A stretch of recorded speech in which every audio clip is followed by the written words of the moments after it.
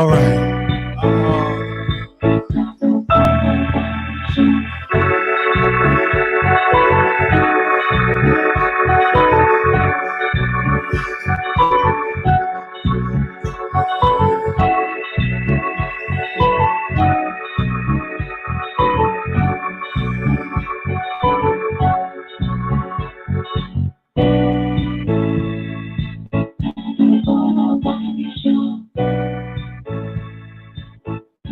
Ooh, we did. I had to do that little intro. Exclusive. That's right. Bringing you the best in politics and celebrity gossip. This is the Wiley Show. Y'all need to listen to that, okay? Don't stop. Keep it going.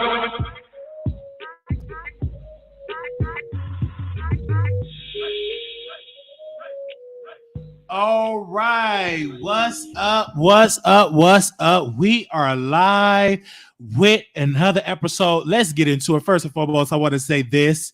Fetty Wap, okay, still out here cheating allegedly. So his estranged wife went on TMZ and she told TMZ that Fetty is out here cheating on him, slinging that peen and doing all this crazy stuff. And she is still furious about how she was treated throughout their marriage and spilling it all. She made several shocking claims that Fetty not only beat her, abused drugs and alcohol, but also got one of his side chicks' name tattooed on his wrist. That must have been some good, wet punani to tattoo your side chick to your wrist. That side chick must have some good. Anytime a man tattoo a side chick name, that's some goodness. That side chick did something. All right, let's continue. Now I'm not, and it reads what she told. This law she told TMZ.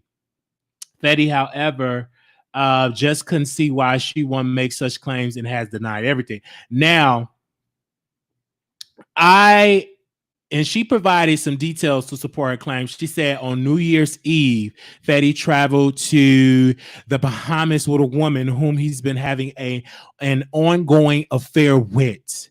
As for the abuse, she said Fetty struck her in the face with a closed fist, causing her pain, bruising, and a black eye. Now, the reason why he came for her eye, because he only got one eye. And so anytime you have a man that is insecure on having one eye, he will go after your eye. Okay?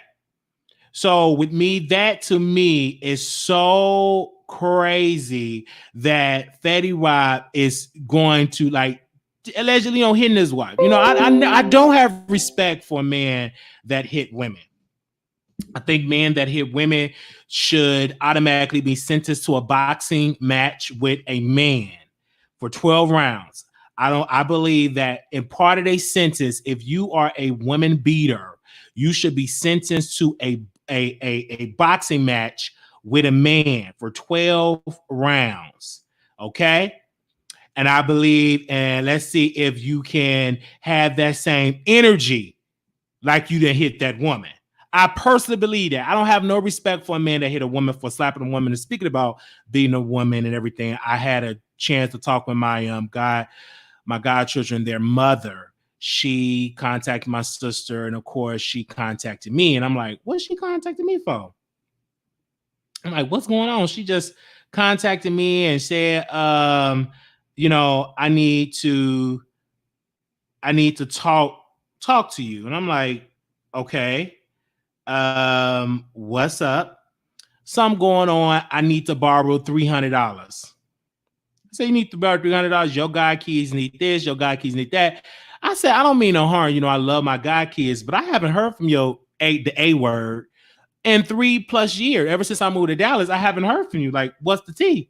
So I said, okay. Well, let's FaceTime. You got an iPhone? She's like, yeah. I said, let's FaceTime. Literally, her face was swollen. Her eye, looked like she was crying. And I'm like, why do you need $300? Well, we strolling on rent. The man, they actually argue in the house. And I hear the kids, and they were so happy to see me. And I was like, is he hitting on you? Like, And I said, put him on the phone. I said, are you hitting on her? Oh, you know, she did something, blah, blah, just talking real crazy. I'm like, what's the purpose of hitting on her? Like, what's the deal? And I told her, and I got on the phone with her. I'm like, this is your life. And I said, no, I'm not giving you no money. But what I will do, I will send, my guy kids some items, you know what I'm saying? But you got to leave him. Like, he keep putting his hands on you, and here you are in your 30s now, and your kids got to see you getting your butt kicked. Like, I mean, it's crazy. I really couldn't believe it. And I was really looking at her real strange. I'm like, here you are, you in your 30s now, almost at hitting 40. You about to hit 40, and you still yet dealing with these no good trifling men, and they putting their hands on you. And I said, no, I'm not gonna give you the money. I'll send you some things because you're gonna give it to him. You're not gonna do it for your kids. And her life was set up good. Like her mom died, and she left her money when she was like a little girl. All that what mom left, everything that they left, and it's gone. And it's all for no good trifling men. And I'm like, here you are calling me out of the blue for $300. And I said, nope, I'm not going to do it. Because if I do that, if I give her the money, then she's going to always continue to call me. And I'm just not going to do it. First and foremost, you need to get out that abusive relationship. First and foremost. And then I was like, why in the world would you call me and you got a man? If he can't provide, then you need to leave him. Period, point blank. And then you put your hands on, like, ooh, I really want to fight him, but I was like, what's the point of me going down there and beating him up and you go back with him? So that'd be like a waste of a plane ticket. So I didn't even argue with the guy. I couldn't even cuss him out or anything because I'm like, why cuss him out? And I know she gonna go right back with him. So I'm like, I'm not even gonna waste my energy. I talked to my guy kids and I said, hey, how y'all doing? Cut it short, and I blocked her number because I don't even want to get that no more messages and emails or anything like that because, child, that's just too much drama. That ain't my kids. You ain't my girl. You're not my wife. That's not my responsibility. You in Chicago, I'm in Dallas. That's not my life. But I will tell you this, ladies, if you're in an abusive relationship, please get out of it. You're not gonna make it. You won't win. You come on, just get out of it. I've known somebody personally, they lost their sister to domestic violence. She kept on going back. She kept going back. She kept going back and kept on going back. She went back the last time, and her life, he killed her. And now the children are with the state. Both their parent, daddy's in prison, mama's in the grave, and the kids is with the state.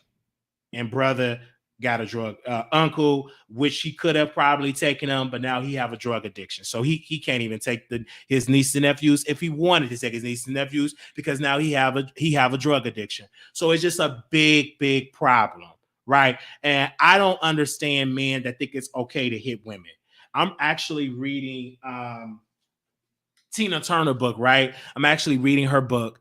And I had this book for like a couple of years. I didn't pick it up and read it. I just so happened to pick it up yesterday, and I just started crying because when she did a flashback with Hunt Ike, what they went through, it just made me just tears just flow. And I'm like, whoa, this is on the book club. So if anybody want to join us for this, the Tina Turner, my love story. This is a good book. I mean, the first couple of pages, my mouth just literally dropped because she was spilling some tea that she didn't even spill in the movie. So this book is really, really good. So that's currently what I'm reading. All right. So I'm definitely reading that. I would tell you this, it's literally, I don't want that type of drama in my life. And if I ever were to settle down, you have to be single. You have no kids. When we have a child, that's our first child together. I just don't want all that unnecessary drama. That's just too much. It's too unnecessary drama. Child, it's 2020. Who still want to be running around from a man beating on you? Come on, ain't nobody got time for all that. And put Fetty Wap back to you, putting your hands on your wife, or your ex-wife, your stranger, or whatever. That ain't cool. That ain't dope. That don't make you no real man. That make you very weak. Because I can guarantee you ain't gonna have that same energy for no man. Period. Point blank. That's not gonna make you have that same energy with no man. You're not gonna have the same energy with no man. I guarantee you, if me and Fetty Wap was in the same room, he won't have that same energy. I can guarantee he just won't be pushing around like he pushed around a woman. That ain't gonna happen. That last eyeball gonna be gone. Okay. If we ever get it back, you ain't gonna put your, but then you could sit there and beat on them, and the woman will go back. So it's not even best. And I have been in situations where I would defend a woman and be like, hit them back or do something, to really address them, and the women to get mad at you. So I said I would never get at. My sister was in a situation like that. Why get involved in it? They're going to turn against you because they love that. And like I told one of my sisters, I said, listen, you love getting your AB, so get your AB, period, point blank. Because don't hit me and get mad because he beat you up. If that's the behavior you like, don't cry. Don't come here with the black eye. Just suck it up and just enjoy your beating. So every day I say, did you enjoy your beating today? Did you enjoy it? All right. If you love it, I love it too. Because I'm not about to get involved and try to help you and you hit me and get mad at me. Just enjoy your beating.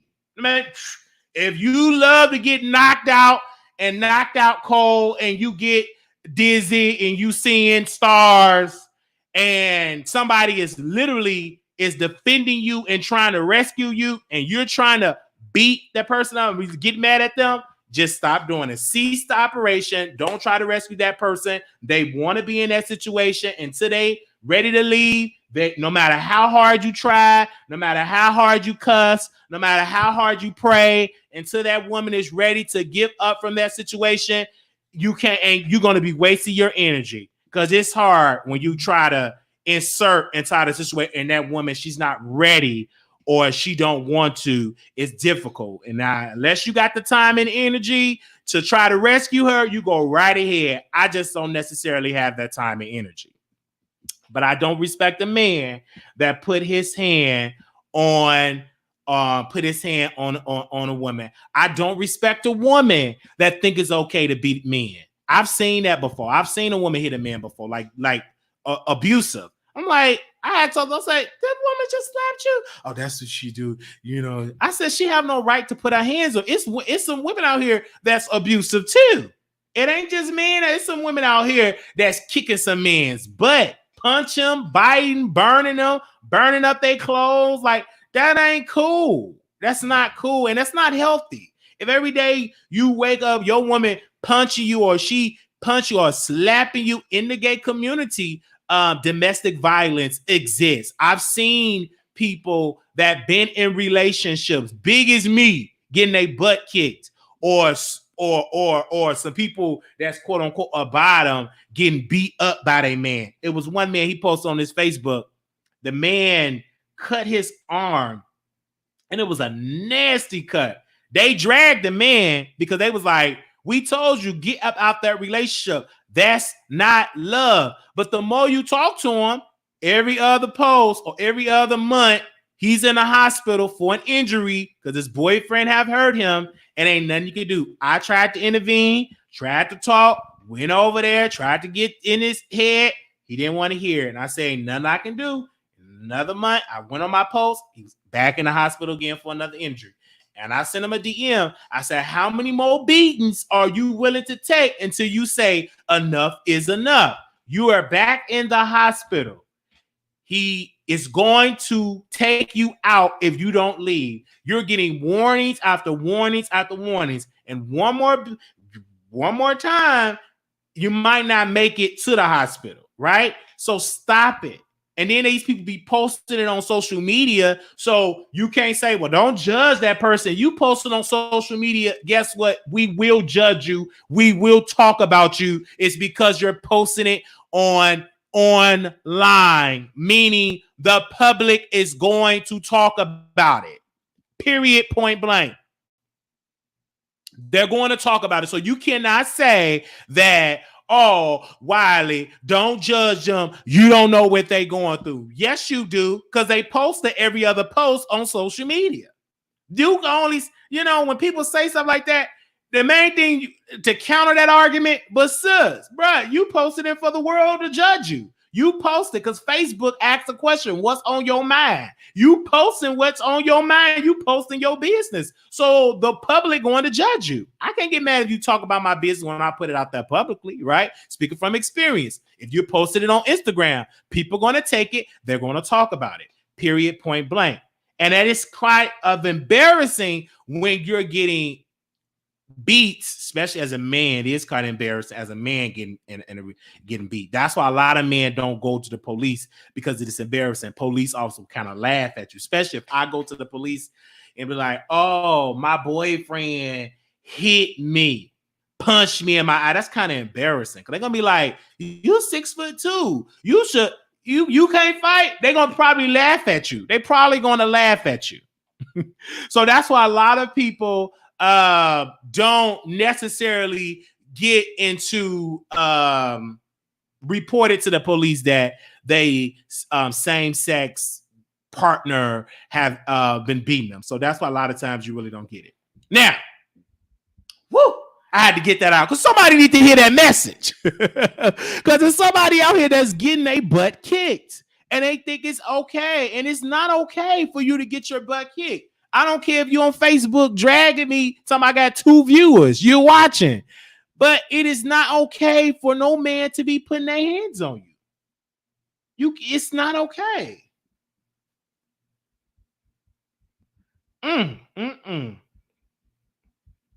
I just had to say that. It's not okay. People think that is normal. It is not normal for a man to slap you. It shouldn't be. Where my breath is at, woman? Claire, I want it hot. You already know you do some stupid stuff. Oh, my breath was hot. What? You was talking out to when I speak to you, I mean to tell you better come right in there. But that's not normal for a man to punch you because he feel like it, because he had a bad day. That's not normal. And then you shouldn't be like, oh, it's something that I did. Maybe I shouldn't have talked to him like that. No, it ain't normal for no man. I don't care how you talk to him. If you didn't put your hands on him, if he ain't defending himself, don't give him a right to just punch you in the face because the chicken didn't have enough season, or because I even heard, I remember it was one lady, she was getting in an abusive relationship and she was telling her testimony. And that's why I used to love testimony service, because they be spilling the tea about their business. So I love testimony service so you can hear what people were going through. But this one particular lady, she said that my man, he's beating on me, people. He was talking about to the saints. He's beating on me because I wouldn't give him oral. I wouldn't go down because she didn't believe in giving a man oral. She said, I'm a sanctified woman. I don't want to do oral. So she refused to do oral. So her husband beat her because he did not get oral. Punched her, slapped her, all type of stuff to her. Eventually, she never left him. She left the church and she went back with him, right? Because when she started getting counseling and when she started to stand up to the man actually went to the church and told my uncle, like, you need to stop talking to my woman and mind your business. And if you can't stop talking to her, you can have her. You can have my wife because she listen to you. And I guess the wife got so tired of the man pressuring her not to listen to the pastor, she eventually left. So, I mean, I've seen this. I've seen a lot growing up in church because you see all this dysfunction. And I've seen this a lot when it comes to abuse. And then I started to sense women that is getting abused. I started because I grew up under a lot of dysfunction. My own grandmother. I remember going over some documents, right? I always been a nosy child. So I just stumbled upon some documents of my grandmother, with her first husband. I never knew she had a first husband. I'm spilling some tea.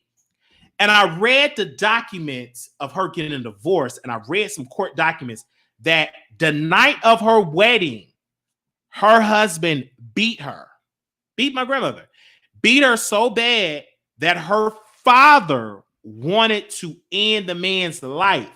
So my grandmother left Georgia, moved to Chicago because her father wanted to end the man's life. And she said, in order to protect him, I just left. So she left her kids, left my uncle, which is a pastor, which is his brother, my other uncle, which is in a mental institution. And she had a daughter, a baby girl had a daughter, left her 3 kids with her parents and moved to Chicago because she was running away from an abusive man, from a husband. He was abusive. He was beating my grandmother. And my grandmother started to open up and she started to talk. He beat her a couple of times. A lot of times he would beat her. So, and then my other grandfather, who was a pastor, I mean, he was a minister. My uncle, my grandfather, he was a preacher in the church. He even beat my grandmother. So, and I said, wow, like, here's my grandmother, a strong Black woman, was in 2 abusive relationships. Just not only physical abuse, it was verbal abuse. Because my uncle, which is a pastor, he will spill tea. That's why I'm so good at spilling family tea, because I learned it from him. So I remember one day he got over to church and he was just spilling all family tea. So I sat there and he said, yeah, I remember, he said my grandfather's name. I remember he hit my mama. He said, do you remember that? And my grandmother said in a low voice, because she was embarrassed. She didn't want nobody to know. She said, yes, I remember. He said he slapped her like, pow. So that is just like, it's just really sad to like see that. But that was so prevalent back then. But it's not only happened back then, it's still currently happening now, where people are in these abusive relationships, not only physical, but some people are in verbal abusive relationships where the man, talk to him bad. I remember one time, and I'm staying on this subject a little bit more because I have a female dominant audience. And this is where, I always tell you, it's not okay for a man to talk bad about you verbally, right? I'm only speaking from a woman's perspective in this instance because, of course, it is some women that do something negative, but I want to speak on this because this is where the Spirit is leading me. So I remember one day I was working and we were all talking at the job, me and my coworkers. So this one of his coworkers, she is beautiful, just a beautiful sister, beautiful. But she started to open up. She said, I had to leave my husband because he was so verbally abusive. He said I was ugly. He said I wouldn't amount to nothing. He said I was trash. And I said, what? And she said, Marquise, I started to believe that I was ugly. I said, I couldn't believe it. Because the woman, boom, beautiful. Like, because she showed me her Halloween picture, that her costume, and boosh, that picture. I probably still got that saved somewhere, but that just bodied out. But I couldn't believe it. It had to take her to get out of that toxic relationship for her to build up her self-esteem. And then she said, Marquise, once I figured out that I was sexy, I started living my best life. But at first, she was in that verbal abusive relationship with a man with like dogging her out. So it ain't cool for you to be in a verbal abusive relationship. Not because sometimes verbal could be more destructive than physical abuse. I saved that somewhere. I still got her number. I'm gonna have to call her. Her teeth was jacked up though. She need to fix her teeth. She probably need to get a root canal. She probably need to get, she got cracked tissue. Her teeth are jacked up. But if her teeth weren't jacked up, she'd be perfect. But it don't take away from her body, her looks, her mannerism, everything. It was just her teeth were jacked up. And I can get over the teeth. Because everything else was a 10. Okay. But I just had to say that because that emotional abuse will definitely will be rad as well. All right. Moving right along. Woo, Lord, we gave a whole sermon for that 25 minutes. But somebody needs to hear that. So we're going to get into Joe Biden. So everybody was hitting me up, said, Wiley, did you hear Joe Biden on the Breakfast Club? I said, no. What did he say? Well, he said you ain't black if you ain't black if you vote for Trump, you ain't black. You ain't voting for, if you're not gonna vote for him, you ain't black. Whatever how he said it, but we're gonna play the recording of it of what he said. And I said, what? You ain't black? What is he talking about? So let me go and listen to it. So I'm listening to the Breakfast Club interview. When you first get into it, you don't know me. Yeah, you criticize me. You don't. I mean, Joe Biden was coming out so aggressive. Look like he ain't been getting no punani. It look like he ain't getting none, being in that house. I don't know what it is, but he was so aggressive to Charlamagne. And I'm like, what is the reason? You should be grateful that the Breakfast Club want to talk to you because you stale as ever. You stutter too much. You forget too much. Like, I don't see the purpose. You're one of the boringest candidates that the Democrats ever produce, in my humble opinion. But he came out as so aggressive, like he wanted to fight Charlamagne. And I'm like, here we go again. You supposed to want to go against Donald Trump. You're going to be the one to beat President Trump in November. But let's play this clip of this interview. And I want you all to hear Joe Biden. And then I'm going to do my commentary in it. And then we're going to allow the viewers to call in to voice their opinion. Let me press play of this interview. It was an 18-minute interview. I'm going to play the last 2 minutes. So here we go. Smokers, though. Oh, here we go. Yeah, I do. I know a lot of weed smokers. I want to ask you about your running mate. I don't know if you saw. Well, I saw the day that a news report broke that Amy Klobuchar was being vetted, and a lot of people on social media, they're not too happy about that. And it's because they want your running mate to be a black woman. I don't know if you saw the op-ed in the Washington Post by some of the leading black women voices in this country. And they feel since black women are such a loyal voting bloc and black people saved your political life in the primaries this year, they have things they want from you.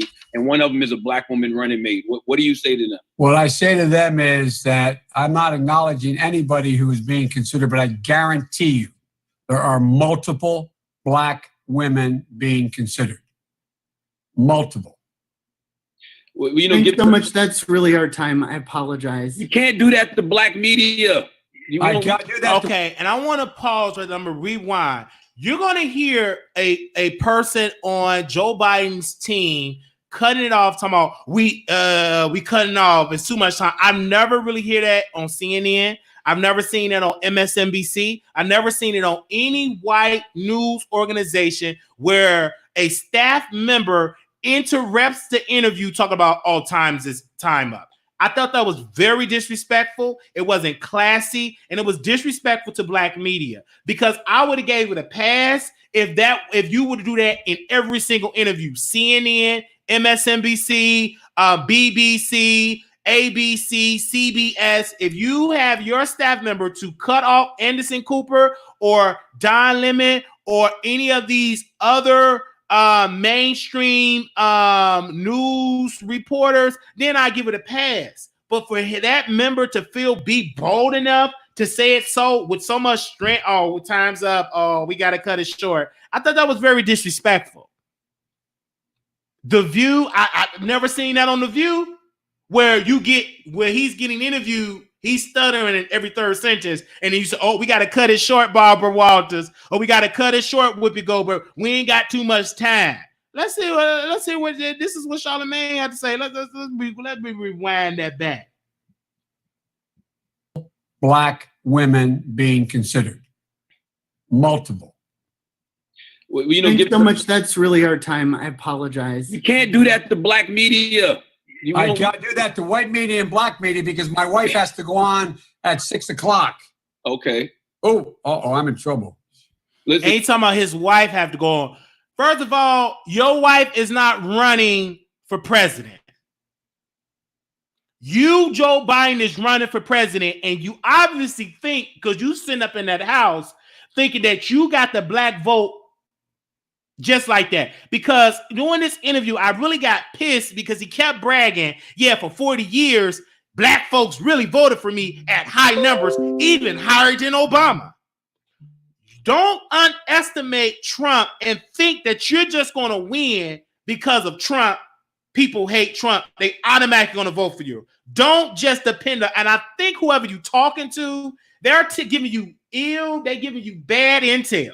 And then you kept saying, well, I'm beating them in all the polls. Hillary said the same thing. Oh, look at the polls. It's going to be a landslide. She lost. She got so embarrassed. She was so shocked that she couldn't even come out and thank her supporters the night of her losing. She waited until the next day because she was embarrassed. Because they did all that bragging. We got the black vote. Hot sauce in my bag. We got them. We got Jay-Z. We got Beyonce. We got Oprah. And she lost because they did in 2016 what Biden is doing in 2020. They underestimating President Donald Trump. And that's a major mistake to make. Don't underestimate a mastermind in media. He is a mastermind when it comes to media. And they're underestimating him. They think the man is dumb. They think the man is slow. They think the man is a child. But they not realizing that he's making big, powerful, bold moves. The day that Joe Biden did this, and I'm going to play the part. Let me play the part when Joe Biden put his foot in his mouth. Let's continue to play. Woo! Then you got to come see us when you come to New York, VP Biden. I will. It's a long way until November. We got more questions. You got more questions, but I tell you, if you have a problem figuring out whether you're for me or Trump, and you ain't black. It don't have nothing to do with Trump. It has a long way until November. We got more questions. You got more questions, but I tell you, if you have a problem figuring out whether you're for me or Trump, and you ain't black. I will. It's a long way until November. We got more questions. You got more questions, but I tell you, if you have a problem figuring out whether you're for me or Trump, and you ain't black. Obviously, you know what, Joe Biden? I am black. And for you to say that stupid statement, to say if you have a choice between me or Trump, and you choose Trump, you're not black. I'm a black man, and you don't have my vote. Especially if you don't get a black woman as your VP choice, you don't have my vote. I will vote for Trump. Like, for real, I would. Because just because you are saying that I am your only hope because Trump is so bad, I'm just not going to automatically vote for you. You're going to have to work to get my vote. And for you saying that is very disrespectful. You're saying that because you think that black folks automatically gonna vote Democrat. Republicans, this is your time, especially to you, Mr. Trump, is to talk to African Americans and let them know that Democrats historically have taken advantage of the black vote. It shouldn't be that we are thinking about getting a black woman as our VP choice. It should be, without a doubt, a sister should be a VP choice, should be the running mate for Biden. He needs a black woman. You need black women votes. You need black men. And what you're doing is you automatically are telling black folks, I already got the black vote. Man, they've been voting for me for years. They gonna vote for me again. Who else they got? Trump? Oh, man, we got them black folks. No, you don't. Because you really think that Trump is going to let you get slide. When he did that, you had the senator from, what was the senator, Tim Scott? Was that the senator on Fox News? He said that was disrespectful. You had Trump coming out. Today, Trump did something. I think it will be a win for African Americans. He said, listen, it's time to open up the churches. He said, it's time to open up the churches. He said, churches, synagogues, mosques is essential businesses. And I said, those are music to the ears of folks that love the Lord. Trump is playing chess.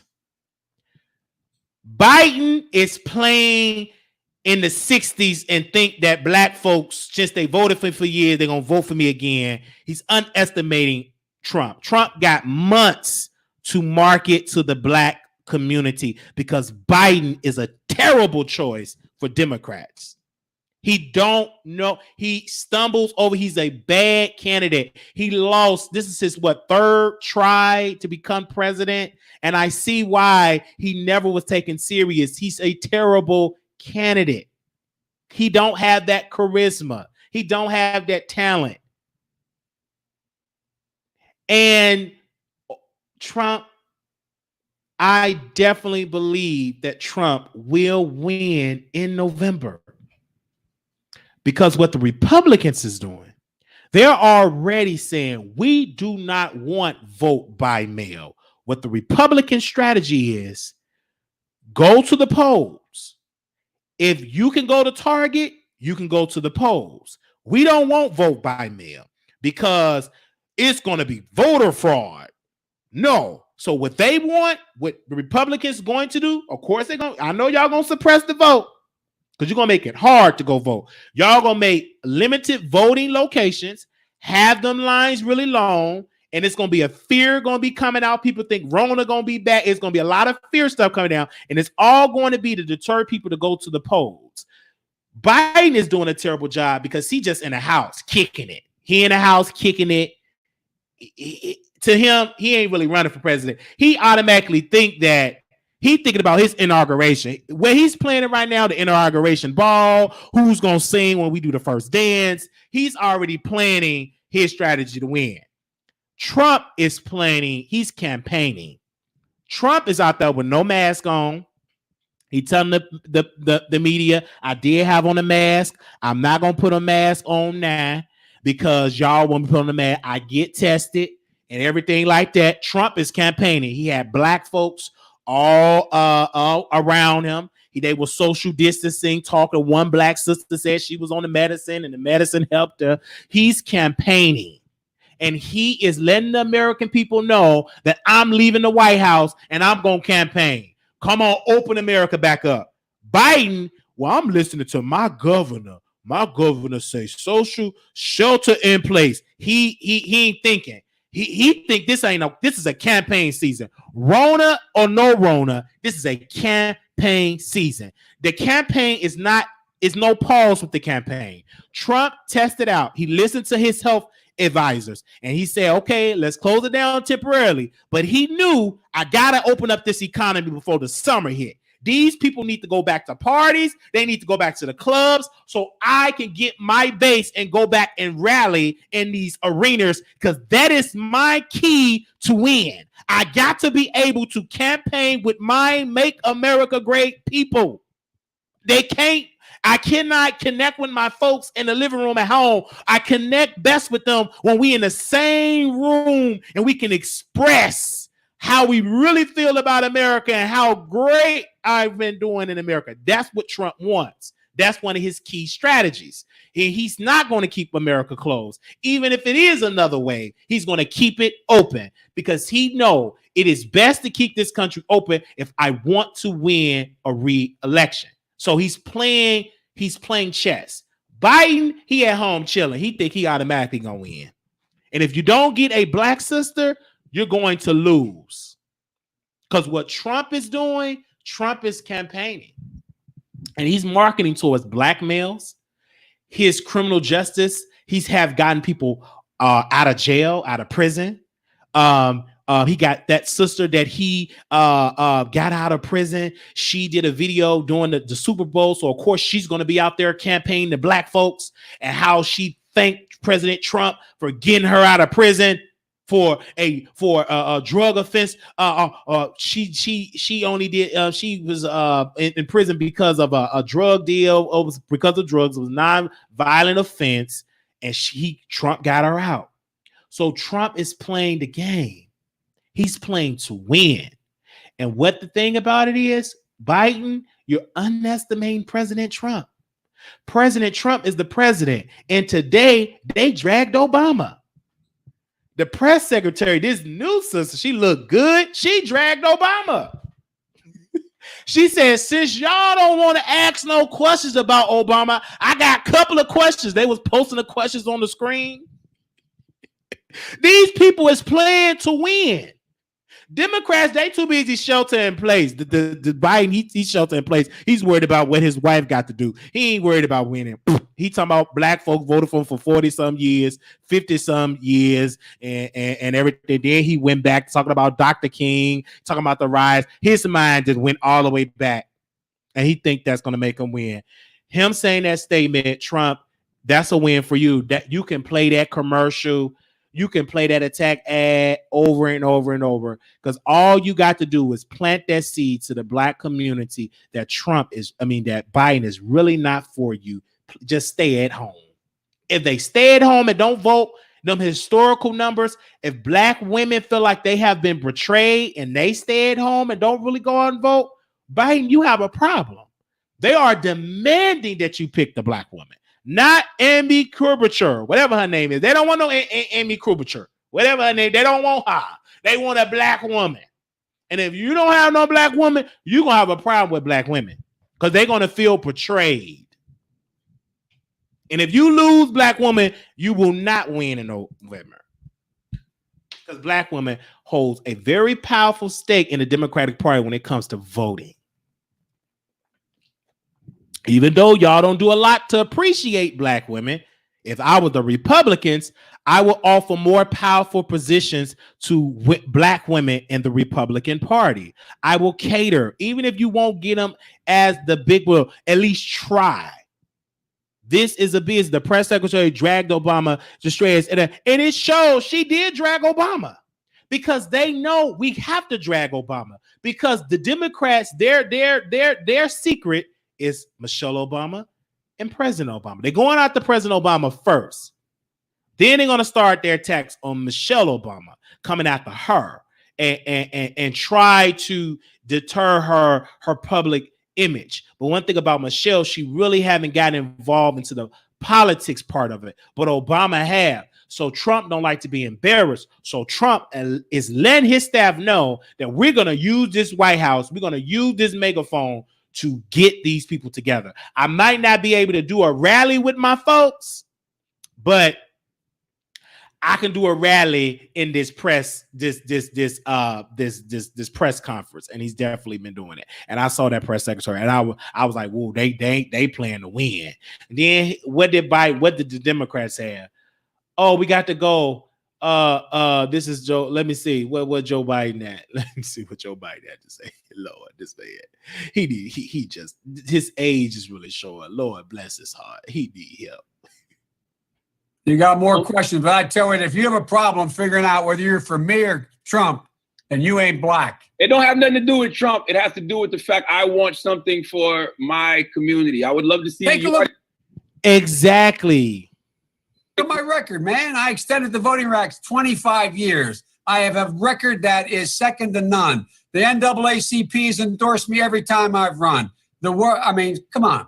Take a look at the record. All right, thank you so much. I really appreciate it. Anyway, thanks. I will come back.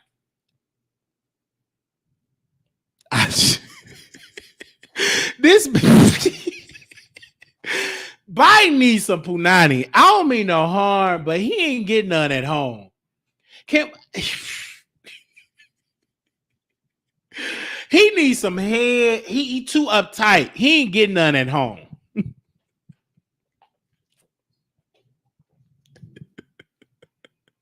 He probably was drunk. Unless why he doing that? President Trump is campaigning.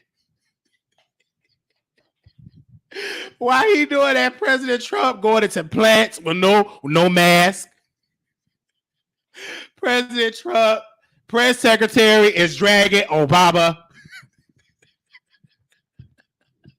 Baby, they had 2 wins today. President Obama got dragged by the Trump administration, and Biden getting dragged by black folks, black women, and Trump. And the only black senator, the Republican senator, he dragged Joe Biden.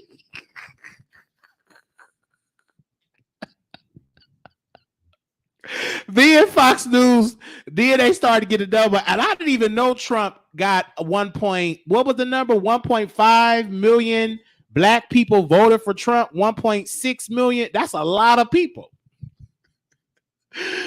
Man, please. Black men voted. I believe he got 10% of the black male vote, if I'm not mistaken. That's a good number for Trump. And if he can increase that to 15 to 20%, oh man, he's gonna win again. I think Biden, he's not the type of candidate. He's listening to these people and thinking that black folks automatically gonna vote for him. They said that's why they keeping him in the basement. I would have never allowed him to do that interview. Lord, where is these people and why y'all letting this man do this interview? But let's go to the phone lines. And this is the last part of the topic. If you got anything that you want to talk about doing this, you can hit the number at 646-716-8447. Man, I know. Oh, your grandfather watched. All right, thank you. I mean, because this is the thing, African-American people, and I'm going to be honest with you. We should not be so everybody know what we do, know our every move. They just automatically know what we gonna do. All they're gonna vote for is no. We are standing up now. I can honestly say when you're talking about today voters and you're talking about particularly black, they speaking up. Black women say they want a sister to be the VP choice. Black people, they want more money. We want more investments in education, more business loans. We want more opportunities we want more investments in our communities. And we want a tangible plan for Black America. That we are now requesting an agenda more now than ever. And if you're stumbling upon that, and we don't want, well, Trump is a racist, so just vote for us because we Democrats. No, we ain't going for that. That worked for 40 years, and I don't think it's going to work for this election cycle. I don't think that card gonna work because y'all played that card till it's a broken record. I'm tired of y'all keep talking about that Republicans is racist, so vote for us, as though none of you Democrats have done something that's racist. Anytime that you pass a crime bill that locked up so many black folks, come on, don't get me started preaching. Let's go to the phone lines. Anonymous, you live on the air. Hi, Wiley. How are you? I'm doing good. How you doing, sister? Pretty good. So I have a question for you. When it comes to in November, are you voting for Trump or Biden based off of what they told you and convinced you to do? Well, I'm going to vote. Right As of right now, Trump has my vote because people are getting $600 for unemployment. He signed that into law. But right now, we were able to get the $1,200 stimulus check. Businesses are able to get loans to keep their business afloat because Trump he signed that into law. So as of right now, Trump definitely has my vote as of today. If the election was today, I will be voting for Trump. If it was today, okay. But a lot can change from here to November. But as of right now, Biden ain't, and he's not really catching me. He's not really connecting with me and what my interest is. He's not really connecting with me. Okay. So the Affordable Care Act, Biden has done a lot of things. Trump has done a lot of things to push all of the efforts that Obama made to make healthcare affordable for a lot of different people who did not have access to it, including, and that includes Black people. When it comes to sentences, Trump has fought for sentences to be longer, and you know that it impacts the Black people. Another thing, the Supreme Court justices, he has put, and federal court judges, he's put very conservative judges on the court who, these are lifetime positions, and that impacts minorities directly. When you have judges who don't care about minorities and don't think that a lot of them are human or think that they are inherently bad, that impacts your daily life. So if you, for instance, something happens to you and you end up in a court with a conservative judge that doesn't see you as a human, you may get a stiffer sentence. And with the Supreme Court judges, he's put 2 conservative judges on the court, and this is they have impact on the law of the land. So he's trying to, if he gets another term, he's going to put another conservative Supreme Court justice in there, and they can rescind some really important things that will impact minorities. When Obama was in office, he cut the unemployment rate for Black people in half. He got us out of a recession. Trump, he has rolled off of Obama's coattails. And if people really look into what legislation that Obama put into place for Black people, they will see that things did benefit Black people. When it comes to housing, first-time buyers, a lot of minorities are first-time house buyers. He put in programs and lowered the rates so these people could have access. I don't think that a lot of Black people do their research, and I think that they kind of just go with whatever the vibe is for that moment. If we're clowning, and Trump has done and said so many things that have been disrespectful to the Black community, but if Biden says one thing about, whatever he said about the Black, whatever he said. He said, if it's a choice, you ain't Black. You can't tell me as a white man that I'm not Black because I didn't necessarily not vote for you. No, that sounds to me that you're trying to play that you're my master and I'm not a slave. Okay, you can't. And so that's a turn off for me as a man. And can't no man try to tell me about my skin color. Trump says a turn off. That is a major turn off. Are super high. They're super high for Biden, but super low for Trump. Trump can call you anything. Trump said that he can shoot somebody and he would not lose any voters. And I feel like a lot of y'all fall into that category. Trump can do and say things that. Well, again, when Trump said that, he was the candidate and he was campaigning for president. And Hillary was talking about she had some hot sauce in her bag, and Hillary was fainting, and then she flopped over the email gate, and she couldn't really handle that scandal with the emails, and that kind of like deterred her because Donald Trump knew how to roast and gag her, and he dragged her real good, and it stuck on her. She didn't know how to get unstuck, and then a couple of weeks later, she started to get dizzy and wanted to faint. So, election shouldn't be about who can drag the most. But ma'am, we're talking about majority of Americans. They're not as educated as you or do as much research. That's why media matters. It's not about how much you know. Hillary was so educated. She was so equipped and knowing, but she didn't know how to roast. She didn't know how to gag. She wasn't caught up with the times. We are in a reality show era, and the majority of voters look at television, look at who's trending, and look at who is winning in that aspect. They're not really looking at plan per plan. We're in right now with the crisis where the president wants to act like it doesn't exist. And all I'm saying is there are real consequences to having somebody who can roast the best, who's the best comedian, who's the best entertainer as the president of the United States. You can go promote him to have a hit TV, but we're talking about somebody who is in a position to make really big decisions for America. And he doesn't read, he doesn't know what he's talking about half of the time. So I understand that a lot of us think that what is going on in that office is not going to directly impact us, but it is. And when it impacts you or somebody you may know, then maybe you'll think twice about going for the person who has the best roast.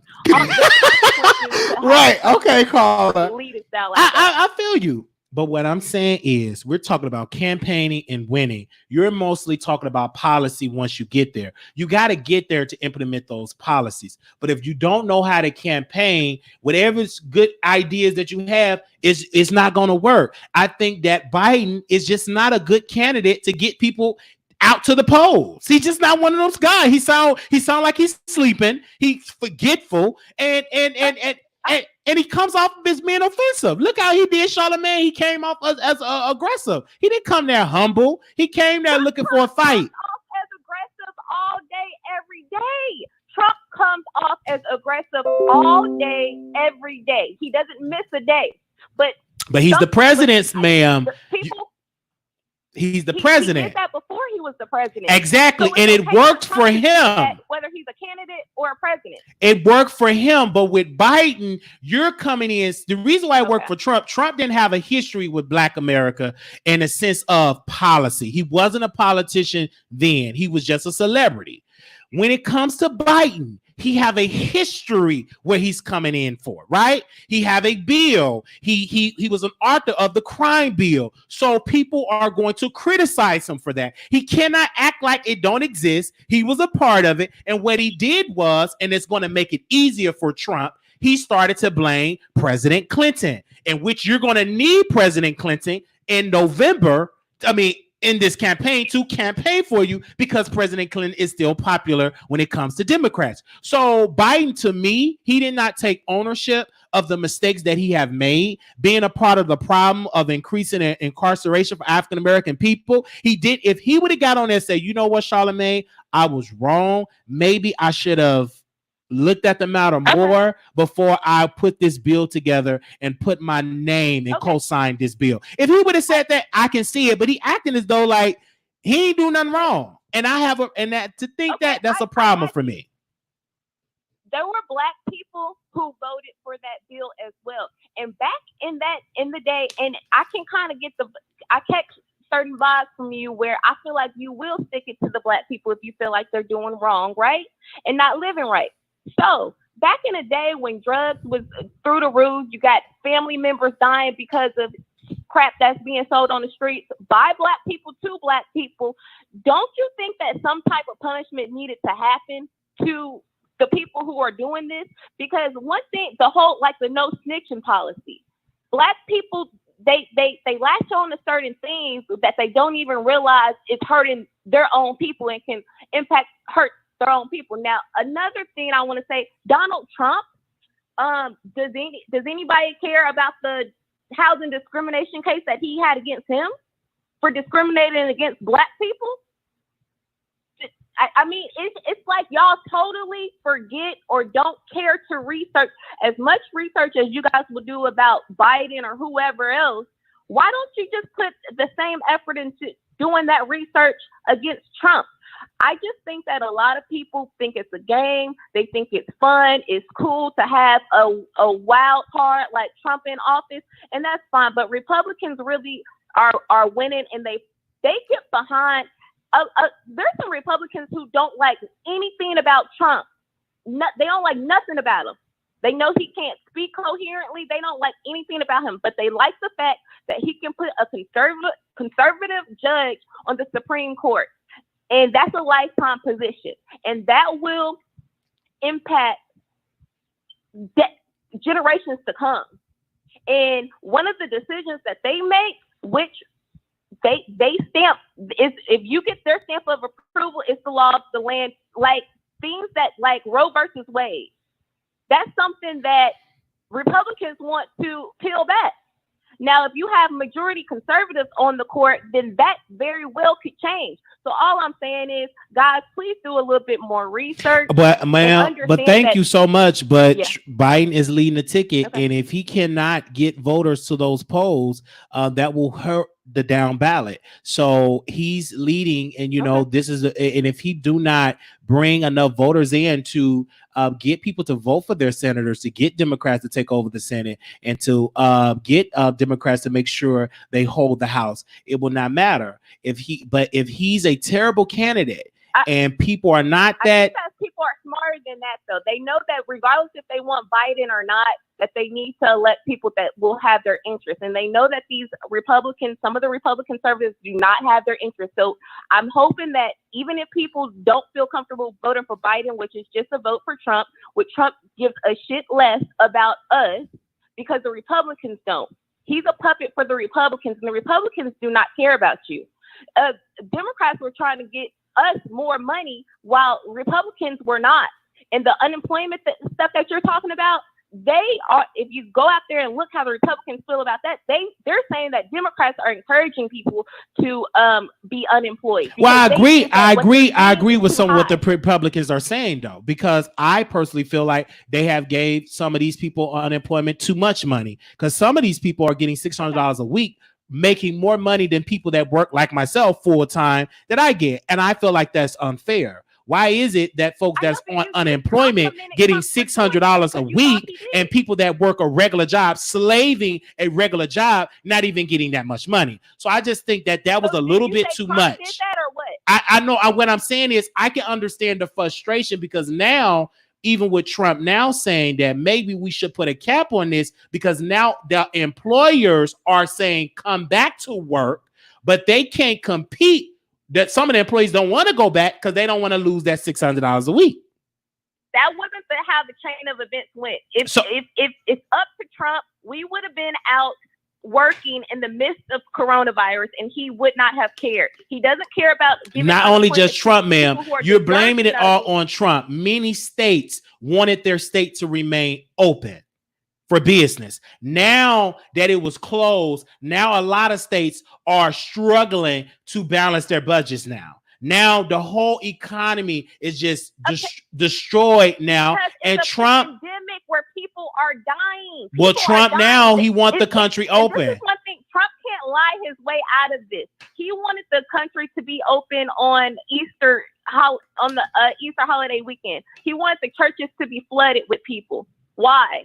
I believe so, and I kind of agree with what President Trump said. Care about people. I kind of agree, because a lot of churches even agree with this.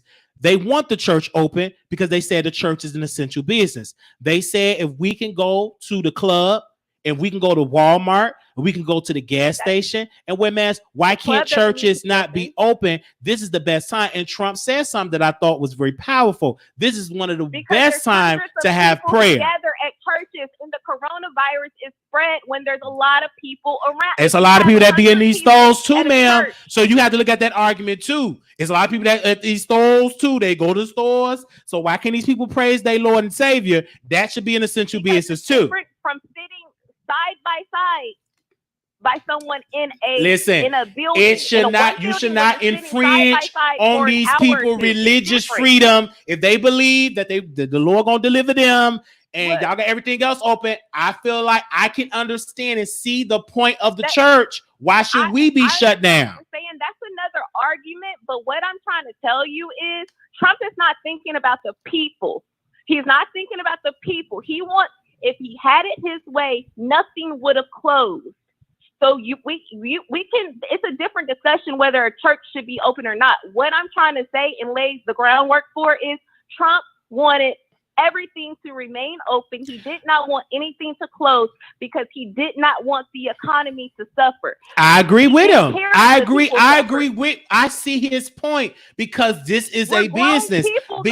Because you have to understand the people, ma'am. You're ignoring the fact that the people requesting that the country be open. A lot of folks are protesting, especially in Texas. They have applied so much pressure to the governor to say open it back up because the people want it back. You have so many. Make it right or smart. But again, politicians work by the people. If they're losing the public support, they will fall into place. And do you Trump. know what the polls are saying? The polls are saying people are not optimistic about going out because they know, one, Trump doesn't have a plan.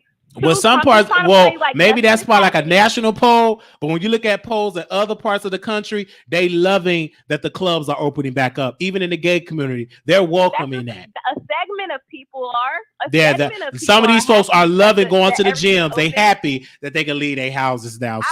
I work for a really big company here in Dallas, and how they're doing it is they're slow walking it because respect for people is very important for the company that I work for, and they don't want us to just go back to work. We're working from home, but they don't want us to just go back into the building for the sake of going back into the building and getting back to normal prematurely. What I'm saying is when you have a president that's why we're up to 90,000 plus deaths, because Trump does not care about But ma'am, and when you Trump gave the states guidelines to relax. Is not impacted. But again, you're just blaming it Trump. You have to also take this to your governor. He said it's up to the states. Open it back up. Y'all have a choice. What do you want to do? It's 25%. Even Georgia, he's encouraging states to open. They did it because at the end of the day, he knows because he wants the economy booming, because that's all he cares about. And the states, some of these states wanted it too. It wasn't just Trump. Some of these states. I'm not saying it. I'm not saying it's just Trump. Of course, states don't want they want their economy booming as well. But what I'm saying, there's a difference between having a plan and being a leader.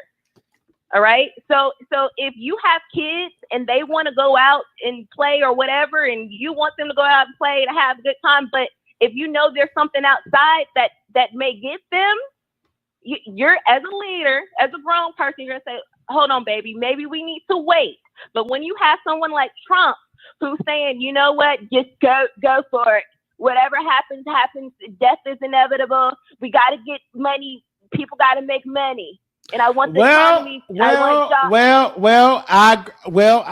Listen, I hear your point. But at the end of the day, ma'am, the same way how we are debating about the issues, it's up to you to make that decision on where you want to go vote. And I feel like as an individual, you have to vote for your interests. I do believe everybody should go out and vote. But what I'm not going to say is black folks just go vote Democrat, because no, vote your interests. Vote for who you feel is Joe. That would be great. I 100% agree with you. But what I feel like you're low key doing is not low key. That was my first question that I asked you, and you outright said, I'm voting for Trump. I said today, if the election, you asked me if the election was today, if today was election day, at the voting booth, I would have been voting for Trump. If it was today. Considering the way that this whole... If it was today, it would have been Trump. All I'm saying is, okay, so what I'm saying is, please hold the same standard you guys or whoever is you're trying to hold Biden to, hold Trump to that same standard. The way that you nitpick anything that comes out his mouth, check your president out, Trump, and nitpick him as well. All right. And maybe you will come to a different conclusion. Maybe you won't. But I'm just saying, don't be biased when it comes to that. Don't let anything go with Trump. But then when it comes to other people, we gotta scrutinize them a little harder. Trump is your president, and he's running for another 4 years as well. So he needs to be held to the same fire. I don't think that it's right to just give him a pass. And that's what a lot of people are doing. All right. Well, thank you so very much, caller. Now, we do have callers holding on. Thank you, sister, for calling in. All right. Thank you. Ooh, she got me together. But I love the show. Everybody have their opinion. But she asked me a question. She said, who would you vote for if the election was today? And I said, I would have voted for Mr. Trump if it was today, but a lot can change. Anonymous, you live on the air. Oh Lord, you gotta be playing the background. Anonymous, you live. Yeah. Go ahead. I mean, do you have other people in the queue? Because right now, well, I'm a truck driver, so the reason why I be having it sound like it's like feedback is because I on the radio. Go. Yeah. So I want to speak on two things. Go ahead. The first, I want to talk about the whole presidency and all the other kind of stuff. I'm voting for Trump. I'm a black woman. I'm 34 years old, and what is he doing that's so wrong? I'm not seeing what he's doing that's so wrong. First off, he's helping getting black people out of jail. That's been put there for small stuff, And then on top of that, he gave money to the HBCUs. I think it was like 9 figures he gave to them, so that way they don't close down. Hello? I'm listening to you. Oh, okay, yeah. Gave 9 figures to the HBCU, so that way they would not close down. And then on top of that, he's doing a lot, and people keep telling me, no, Obama is the best. No. when they say Obama did not do nothing for black people, he did it. She mentioned that Obama, what she said, that he did something about the housing. That's for everybody. That's not specifically for black people. That's for everybody who qualify for that. So he did not specifically do that for blacks. No, sorry. And the other thing I want to talk about is with the abuse thing. Who you had said earlier? I'm sorry, I'm in and out because I came in when you was talking about the abuse, and then I had to, I'm at work, so I had to log off. Okay. And then I came back when y'all was talking about the presidency. Yes. Okay, so who was the person you was talking about when you was? No, we were talking about Fetty Wap. Fetty Wap allegedly beat his wife, hit a blacked her eye. That's what we were talking about. Okay, I want to say that's not right. I feel like, he should be up in jail for that. I feel like anybody that put their hands on a woman all the time for no reason, because sometimes, women do pop off and boop, boop, boop, guy. But, if he just beating on her for no reason, I feel like they should be up in jail. The reason being because, I was up in a relationship for 7 years. It was an abusive relationship. Emotionally, mentally, physically, everything.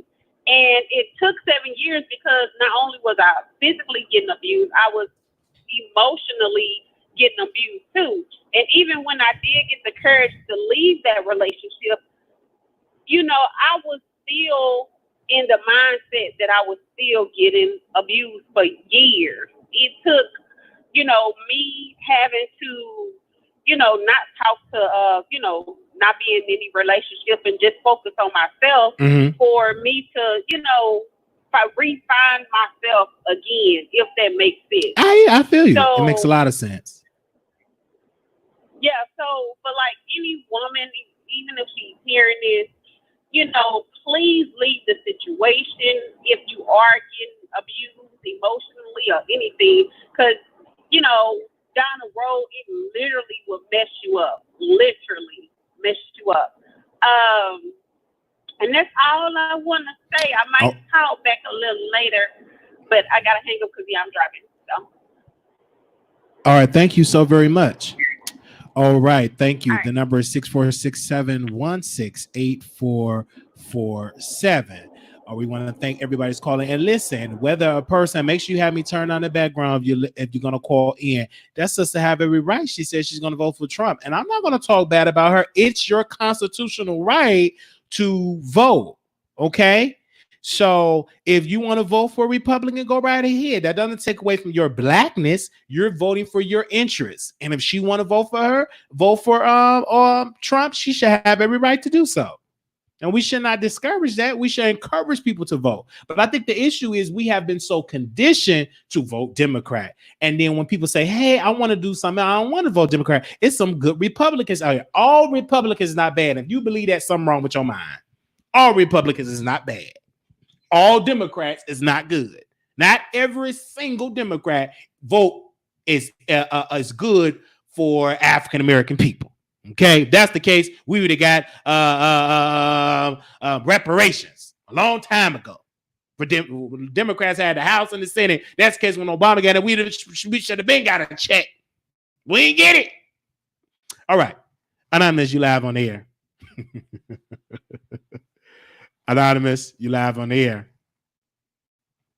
Hello, Anonymous, you've been holding on for a long time. Anonymous, hello. All right, we're going to go on to the next caller. All right, make sure y'all holding on. 2637, caller, you on the air. 2637. Hello? Yeah, go ahead, caller. Hello? Yeah, go ahead, caller. Hi, Wiley. Yes, go ahead. Okay, I want to say this about the other caller that went on a whole rant about you having a difference of opinion. And I thought it was funny that she kept telling you to do research when she clearly had it herself. This is what Democrats count on: Black people being emotional, easily led by the media, and not doing their own research. They're being told how to feel and told how to react. Okay, Trump is he's an a-hole.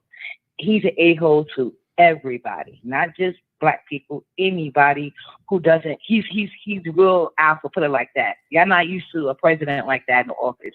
Y'all used to somebody trying to sing and dance for y'all. He's not going to do that. Now, if he has racists, yes, he does. So do all white people.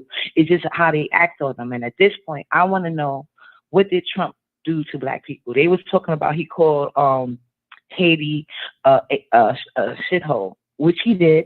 But let me tell you what Hillary did to Haiti. She collected millions upon millions of dollars for Haiti and then took it and kept it. Didn't give Haiti a dime. They had pictures of, they basically gave them a tablespoon of rice and a tablespoon of vegetable and no meat. And this is what they was in Haiti handing out. Kids was disappearing out of Haiti, of these so-called churches they was sending there.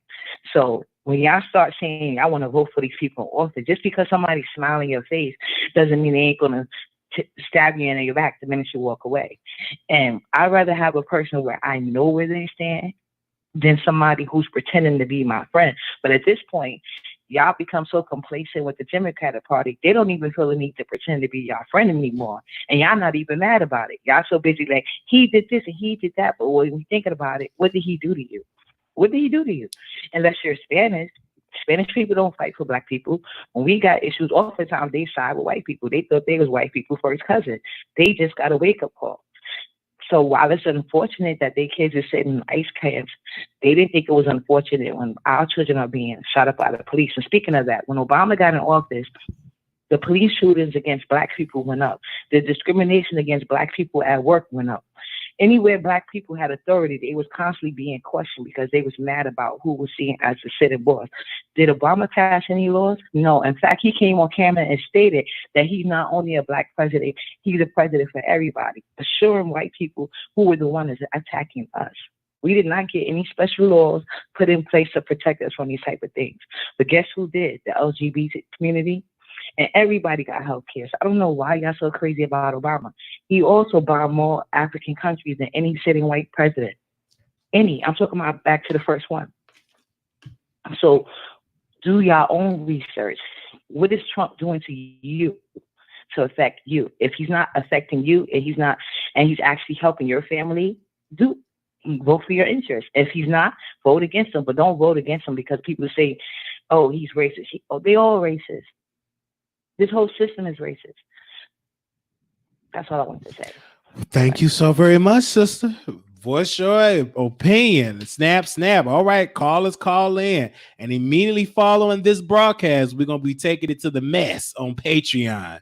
So y'all make sure y'all get y'all subscriptions today because we got a full show. So immediately following this broadcast, we're going to be definitely doing that. Let me make sure we play a little announcement. So tomorrow, and we will be on station here at 9 o'clock. So let's play our announcement for that. Then we're going to go back to the phone lines and answer, and people are voicing their opinions. So make sure y'all, here we go. Yes. Have you heard? The Wiley Show is expanding and will now be on Station Head every Monday night at 9 p.m. Central Standard Time. That's right. Download Station Head today. You won't because you don't want to miss Wiley being raw and unfiltered. The Wiley Show every Monday night at 9 p.m. Central Standard Time on Station Head. Let's do it, yo. Send it on. All right. Make sure y'all be there on Monday night. Get you an iPhone. Okay, if you got to steal one, but don't ask for no bail money. Okay. We'll be on station here tomorrow. So let's go to the phone lines. I hope y'all got an iPhone. Anonymous, you live on the air. Anonymous, you live on the air. Hello. Hey. Go ahead. Hey. Yes. All right. So I have to call back because I remember what else I had wanted to say. Yes. And basically, to piggyback off of what the lady just finished saying, remember when Joe Biden had said that basically his main priority is the LGBT? He did not mention the black people, and I just think that it's crazy. There's a lot of black people up in the comment section right now, basically saying you need to vote for him. What, like she said, what did he do? What have he done at all for us? And then on top of that, it's like and then he also made a comment saying that if you're black, you should vote for me. Like, what? That don't make no sense to me. None. And the reason why, Black people haven't got any laws is because we have not been voting for the right people. And can I also say Obama this, ma'am? because he I was think that black. another issue is we have to focus on this too. We did not vote enough for the Senate to get people that have your interest in the Senate. I think people are just put so much power in president that they forget about the two the legislative branch, your Congress and your Senate. And I think the Republicans knew, okay, y'all can have the House, but we gonna keep this Senate because this Senate is the one that confirms judges and stuff. So I just think that we need to be more educated on that part, that is branches of government, right? And that is just not the executive branch. We got the legislative branch and the judicial branch, right? So we have to focus on as well to make sure we get people to, whether you're a Republican or Democrat, that vote your interest. And it's easy. Research a candidate that align your issues. If you believe about gun rights, about police reform, whatever candidate that is running on your agenda, that is the candidate that you should vote for. And then after you get through voting for, ma'am, then you make sure that you stay on that politician's butt like you stay on Wiley butt when I say something that is wrong. Go ahead, sister. Yeah. So I mean, I just think that it's crazy that us as Black people only voting because of, like she said, the Democrat Party. No, and like you said, look at what they doing. Look at what the president or the candidates or whoever, what they trying to bring to the table for us. That's the only way that things will change better. So I mean that's all I want to say. I'm about to go back to. All right. Well, thank you so much, sister, for calling in. All right. Thank you so very much. All right. 646-716-8447. Let's go to the phone lines. We got 30 more minutes for some more calls. 4429, caller, you on the air. 4429, you live on the air. Hey, it's Wiley. Go ahead, sister. Now, it's blue sky. They not voting because they Democrats for Biden, okay? They are voting against Trump, okay? I go on Twitter and I see a lot of white people that used to be Republicans say they not voting for Trump. And I see, and they telling y'all that it's a lot of Black people dying, but it's a lot of white people dying too. And until you get the coronavirus, or until you got somebody on one of them ventilators, until you got somebody in a nursing home, you can't get to them, you can't talk, you can't go to the hospital, until these people that say they voting for Trump, until somebody die in their family, it don't affect them, they don't care about no Trump. Now, I'm going to tell you, before this coronavirus, I didn't care about no Trump. I didn't listen to the news. I didn't care about all the fanfare, his roasting and all of that. I didn't care about it. But you need somebody in office that can manage the country and can listen to people who are the experts in their field. You cannot sit up here in no goddamn pandemic when you got people dying. America, y'all so sensitized to death because you gun culture. Kids dying in the school, don't nobody give a goddamn. Now these people dying of coronavirus, don't nobody give a goddamn unless it's their family. America's so desensitized from being human beings to one another. And Trump do not listen. I can't stand a mofo. I don't care, you Republican, Democrat, I don't care what you are. I can't stand nobody that cannot listen. Dr. Fauci, and I don't want to hear about no goddamn Wiley. Are you still here? I'm still here. I'm taking it all in. Go ahead. I don't want to hear about no conspiracy theory. I used to work at the National Institute of Health. Okay? I used to work over there. Them people is over there doing research to try to save y'all stupid lives. To be a PhD, you gotta you gotta do research. You gotta be innovative.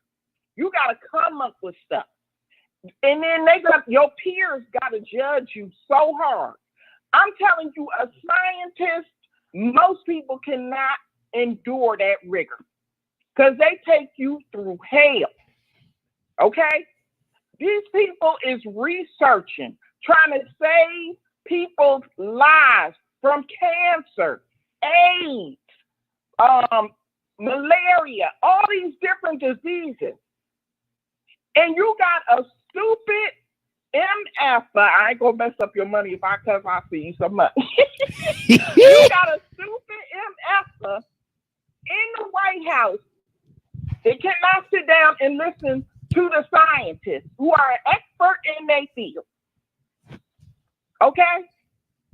That do not make no sense on the White House level, or if you was in your home and you told somebody it's snakes outside, don't go out there, and they walk outside anyway. That is somebody that cannot listen. Trump has run America just like he run his businesses on a wing and not no prayer, okay? Trump businesses, look at the casinos, failed. He can't borrow no more money. Y'all could go and read about it.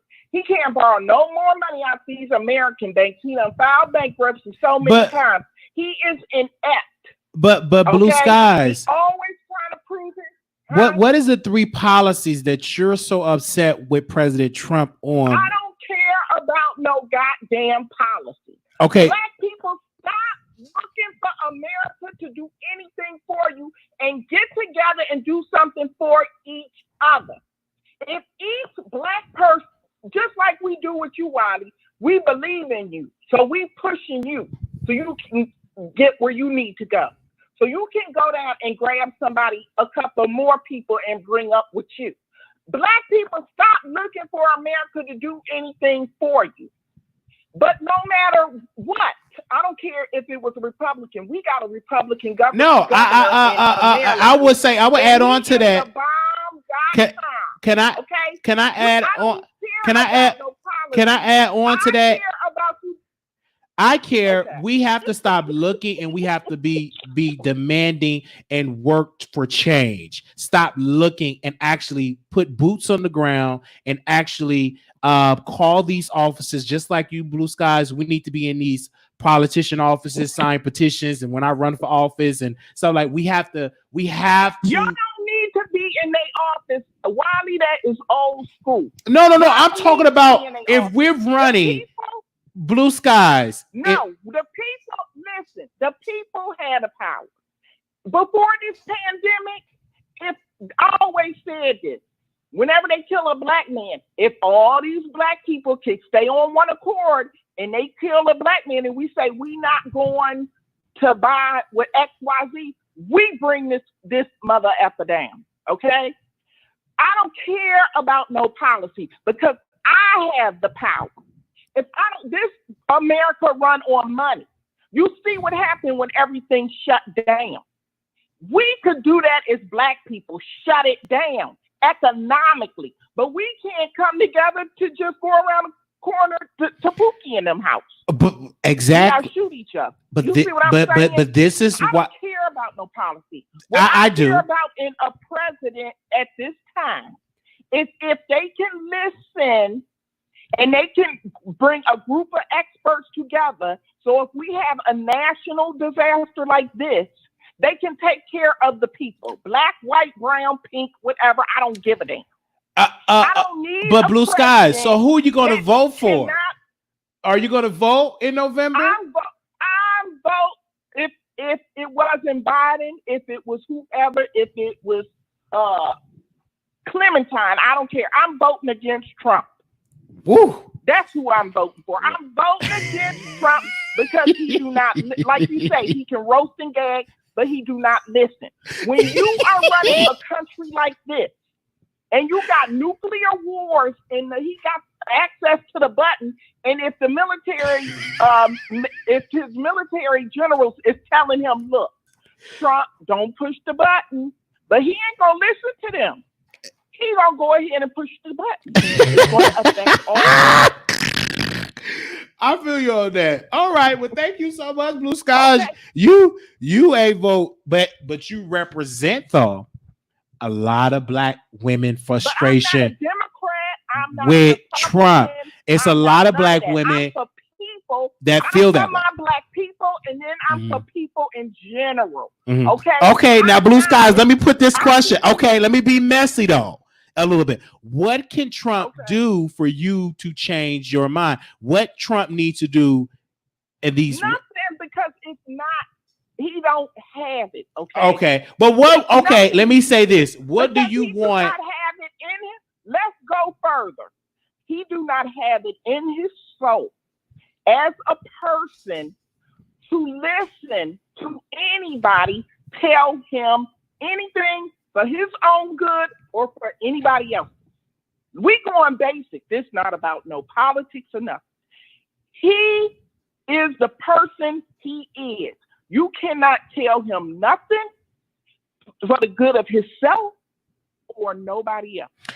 All right. Well, thank you so very much, Blue Skies. The number is 646-716-8447. While we're speaking live, Joe Biden is trending. It is a tweet. He is trending on Twitter right now, and that he's trending right now on Twitter. Hashtag Joe Biden is a racist. Is currently trending on Twitter as we do this live broadcast. So some of my producers are on the Twitter universe is actually promoting this video out there. So you might see some new people come into the chat. Anonymous, you live on the air. Hello. Hey, how you doing? Doing good. Really quick, I do like what the last caller said, a lot of it. But I think first and foremost, one, policy does matter, because even as Black people, even if we do stuff for ourselves, the policies that are in place can prevent you from doing that. So policies is a very, it's very important to the society, period, and who gets what and how you get it and how much you get up, whatever it is. Also, I think the number one thing with the Black community is that, you know, we are politically ignorant, and to be honest with you, downright illiterate when it comes to voting. I think that we have kind of a way to vote that is still very slavish, meaning this: we vote, but we get nothing. We all have to admit, as Black people, even growing up, we were Democratic just because we knew our grandmother and our grandmom was and our grandfather. Off the break, we never vetted any of the candidates. We never vetted them. It was just automatic. We are affiliated with the Democratic Party. No matter what they did or how foul they was to us, we still stood in those long lines.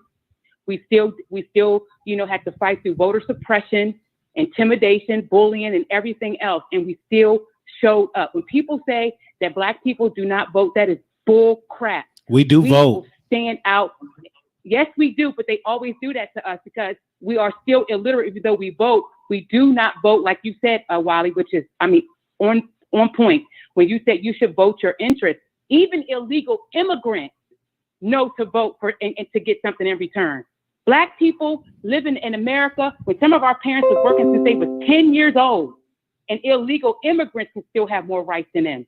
There is no need for you to have your grandmother and grandfather in wheelchairs, and you go and stand in long lines, and for them to use machines that may change your vote, bully you, say you have a felony, and do all that, and you still don't get nothing. To me, I feel like the number one thing that I haven't heard anybody say that called in, they never use the term quid pro quo. If you guys don't know what quid pro quo is, I'm gonna take you to school today.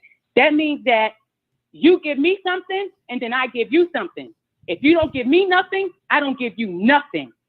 Now, the last caller, what she said about the pandemic, she's right. We do need a leader in office that can actually lead us when it comes to situations like this, because let's be honest, this pandemic didn't have to be a pandemic.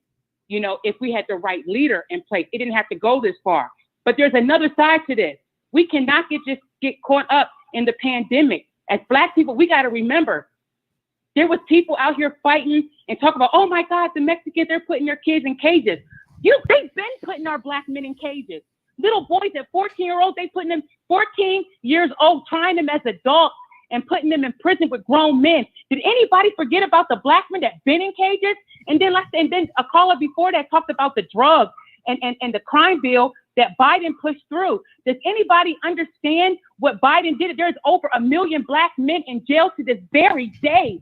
And majority of them are nonviolent offenders. They are going in at the age of 18 and coming out at 50, and they did nothing. Are you telling me that you're so worried about getting Trump out of office that you are willing to vote for a man that pushed through or supported? Because yes, we do know that the African American caucus did push that crime bill through.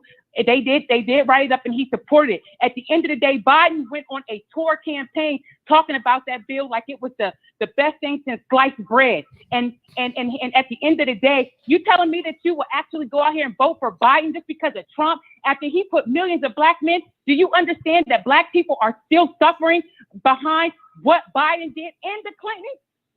And then if you want to talk about the drugs, we didn't put the drugs in our community.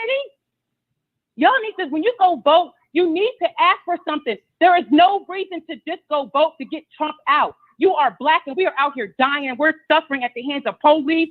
We're suffering death because of somebody, neighbors. We're getting hunted down. We are getting beat up. And all you want to say is that you want to vote to get Trump out. Do you understand that it doesn't matter who you put in office? That if you don't get something from this, which number one should be police brutality, two should definitely be being economically inclusive, that you should have the right to get business loans and all that like anybody else. But you don't want to vote for that. You don't want to ask for that because you still got a slave mentality. So all you want to do is vote Democratic, or all you want to do is vote get Trump out. Well, guess what? If Biden get in there, do you know that your son still can't walk to the store and get Skittles with a hoodie on? Be careful about how you vote. You want to vote Trump out? You might just put Trump in there again with a different face. Because even though that one Trump may own hotels, the other one may have stood beside Obama. This is ridiculous. We have to stop voting emotionally and we have to get intelligent. There is no reason why Black people, after all these years and how we supported the Democratic Party to the death of us. Some of our grandparents have died and are in the ground, faithful and loyal Democratic Party, and still didn't get nothing for herself, himself, their grandchildren, or anybody else. And all you want to do is vote to get Trump out while these little boys can't even go outside and play. That is disgusting, and it is an embarrassment. It is an embarrassment to our culture. Anybody who is politically savvy knows to vote quid pro quo. We are dying out here. I have 3 Black boys. They cannot walk up the street. I am fearful that they will be hunted. And you just want to vote for Trump to get out? What is wrong with you? They are blocking us out of owning our homes. Do you understand this? They have Chinese people in our community that's poisoning the food and selling food that is expired to our people. There are people who's coming home and people are calling the cops and they're blocking the gate. There's people who's trying to deliver stuff and they can't get in. There are people that's going jogging and getting hunted down. And all you want is Trump out. The number one thing is you got to remember this. This shit been going on since before Trump. Way before Trump. This is America. And this is always how America's been. Period. And all you want to vote for is to get Trump out. Shame on you. You are illiterate politically. Thank you, caller, for calling in. This is a very, very, very lit conversation. Wow. It's time to grow up, Black people. Stop being emotionally and research and study your candidate. Vet your candidate. I don't care if it's Republican or Democrat. You are to vote quid pro quo. There is no need to be loyal to somebody who is not loyal to you and won't give you nothing. Even during the pandemic, the lady talked about the pandemic. Even through the pandemic has highlighted how Black people are still being murdered through medical racism. Medical racism did not start with Trump. It has been here. They've been treating you like a lab rat. They've been giving you medicine that poison your grandma and them. Your grandma and them. When they go in for kidneys, next thing you know, their heart's going out because they don't give a damn about her black ass. And you just want to vote for Trump out? Man, stop playing with me. Y'all better start vetting these people because they taking you out. All right. It don't matter. Thank you, Carl. Period. Thank you so much, Carla. We got a lot of lines. Wow. Thank you. And make sure you subscribe, sister. Power to the people. Assalamu alaikum. I don't know what it is. Alaikum salam. Let me get about 15 bean pies. Man, what you say? Hold on, let me play my commercial. Maybe she needs to be my co-host on Station Head. Let me play that commercial again. Have you heard? The Wiley Show is expanding and will now be on Station Head every Monday night at 9 p.m. Central Standard Time. That's right. Download Station Head today. You won't because you don't want to miss Wiley being raw and unfiltered. The Wiley Show every Monday night at 9 p.m. Central Standard Time on Station Head. Let's do it, yo. Finish on. 3339, caller, you're on the air.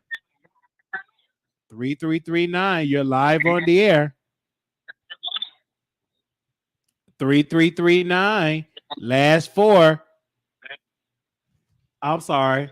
Hey. Lord, these glasses is 3939. Go ahead. 3939. Can you hear me? I can hear you, sister. Okay. Hey, Wiley, this is Passionate Bliss. Go ahead. If you get offended by what I say, I want to apologize in advance. I'm not gonna get offended. Just a couple of things. The thing that I wanted to say was that I have learned at the last election to never underestimate the stupidity of the American voter. We vote foolishly, and that's why we have Donald Trump right now. There are people in this world who are big picture thinkers, and there are people in this world who are small picture thinkers. There are people who can look down the road and see the possibilities, and there are some who cannot see the possibilities.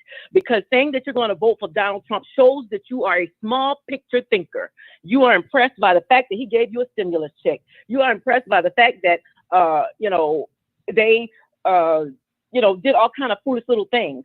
The fact that he, rushed through some legislation that you approve of, and a few little things that he signed off of, but you can't see down the road to what he has the potential to do. The fact that he is the commander-in-chief, he has the potential to kill us all by starting a war. The fact that he is appointing Supreme Court justices, they have the ability to put all kinds of legislation through to make it the law of the land, including they're talking about, reversing the abortion, the laws on that. So the fact that you can't see the potential of how powerful his abilities can be far reaching into the future shows me that you are a small picture thinker who's being impressed by small things, and you don't see what all he can do, And the thing is that you can vote for him now because you're happy about the stimulus check, but you will cry later down the road. Okay? No, how would you know that I will cry later? How would you know? How do you not know? Maybe I don't believe in the board. How do you not know? Every African American is not. Some African Americans are conservative. It's a lot of African Americans. Some African Americans don't believe in abortions. Some don't believe in gay marriage. How do you know that I'm gonna cry later? Are you just assuming that? Like, how do you not? How would you know that to be a fact? Oh, it's already been proven. The people who voted for Trump and they were on affordable health care plans, they cried in the street after he gutted it from the inside. Okay, the people who wasted their vote for Trump, gave it to Jill Stein, they cried and protested in the street after the fact. We have a history of voting short term and then crying and protesting in the street after the fact. So, it'll happen. But the thing is that a small picture thinker can't look down the road far enough to see that it's going to happen, And so that's fine because he has, the potential to devastate us. And as long as he has the ability, he will. But the thing is that, I can't say that I like Biden. Well, ma'am, this is what I think for the future. Again, I say go out and vote your interests. I think the issue is y'all not understanding the balance of power. If you go out and vote for better senators that believe in what you believe in, Trump will he will not be as off the cuff. The problem is we just focusing on president. If he had Democrats in the Senate and in the House, Trump would be I would think, a better president. But if we're not thinking strategy and just, we need Trump out, and you're getting Biden and not really holding him to the fire, I think that's unfair. Because this man said, you ain't black. If you if you vote for Trump and not me, you ain't black. How can you tell me that I ain't black? Because whoever I vote for, I still got to make sure I got to be mindful who come into my apartment. I still got to be mindful if I get pulled over by the police. I am still a black man, regardless who gets into the White House. And let me make this perfectly clear. From Inglewood, Chicago. President Obama served 8 years. Nothing really changed in Inglewood.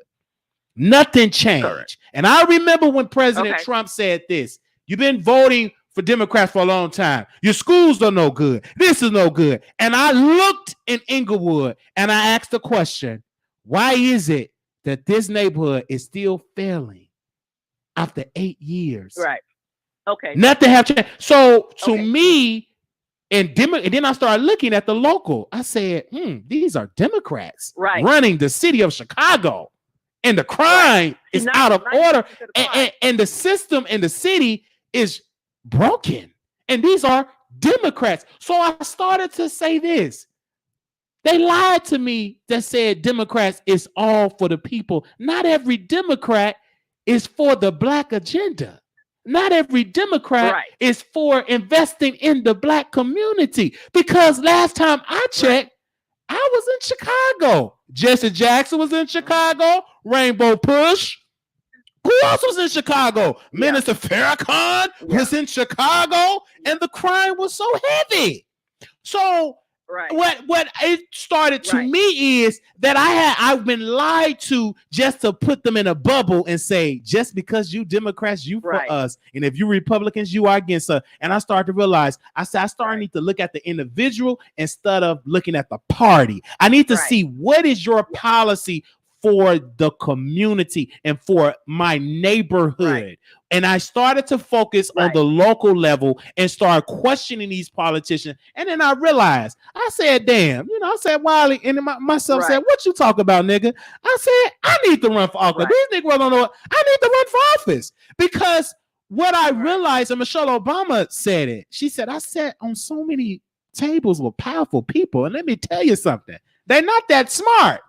And she's right, because I talked to a lot of powerful people, and I'm thinking these people ain't that smart. So I said, why not what President Obama told us, get a clipboard and run for office? They ain't ready for me to run for office because it's time now that we get involved into politics. I think that we just been a spectator and casting a vote, but it's time for us young folks, black folks, as well as women, everybody start running for offices, start changing the rooms, start coming to see Mr. Wiley. I'm in Congress now, and you see me on the panel dragging these wicked folks with my nose running. Mr. Wiley, clean your nose, son. You see boogers on my nose, and you see me question me. It's time that us get in there, and instead of us looking, I may not be an entertainer. I may be known just being in politics. Who knows? But what I do know, if you want something done, baby, sometimes you got to get up and do it yourself and demand change and say, well, it's time. And that's the thing, Riley. And that's part of what I was saying, Wiley. Yes. But that was my thought process. That was my point. Let me finish now. Go ahead, sis. So we can get distracted and waste the vote on a president if you want to, and that's fine. The lady that came on and asked who you were voting for, she really had no right to ask you that. Your vote is private and it's your own, and you know that's why we go in the booth private alone. So she really had no right to ask you who you were voting for. But the most important vote that you have is your state representative, because people like say, oh, Biden voted for a law that put black people in jail. It's the state. You're right, ma'am. His position was state representative. Your state representative is the most important vote. So if you want to waste your vote for Trump, then go ahead. But remember, he's your commander-in-chief and he's appointing court justices. So if you want to waste your vote for Trump, then go ahead. But your state representative is the most important. Biden passed that bill as a state representative. The president cannot do anything that the Congress does not allow him to do. And so that's the most important vote you have if you want to waste it on Trump. You know, and I will say for the record, I do not like Biden. I never liked him, even when he was vice president. And he pissed me off with that interview with Charlemagne because, you know, you don't come with no attitude to us, because that's the thing that'll make people vote for Trump. You come with respect and dignity, and he didn't have none that day. So I don't know if Biden is trying to lose on purpose or what, but that was not the way to go, especially if you're dealing with short picture voters, small picture thinkers. They're going to get pissed off and vote because you pissed them off. And that's a small picture thinker who's going to do that. So I didn't appreciate him coming that way like that. He hurt himself. And as far as Fetty Wap goes, Fetty Wap, he didn't take care of his own eye. So why does he think he was going to take care of her eye? He lost his eye, or either God saw fit to send him here without an eye. So why would he take care of your eye? That's why he punched you in the eye. Why did you marry him anyway? He ain't had no good reputation from the start. That's all I'm saying. Don't trust your eye to somebody that ain't got two good eyes of their own. Y'all have a good day. And Wiley, baby, I'm a cash after you right now. Okay.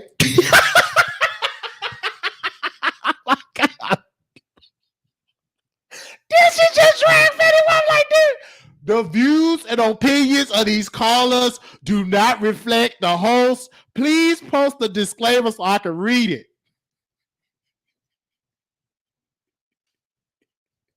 Why did she drag that man?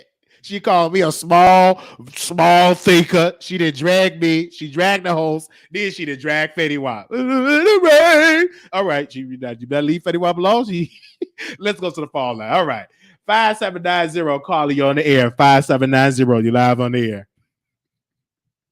My brother, how you doing? Go ahead, sir.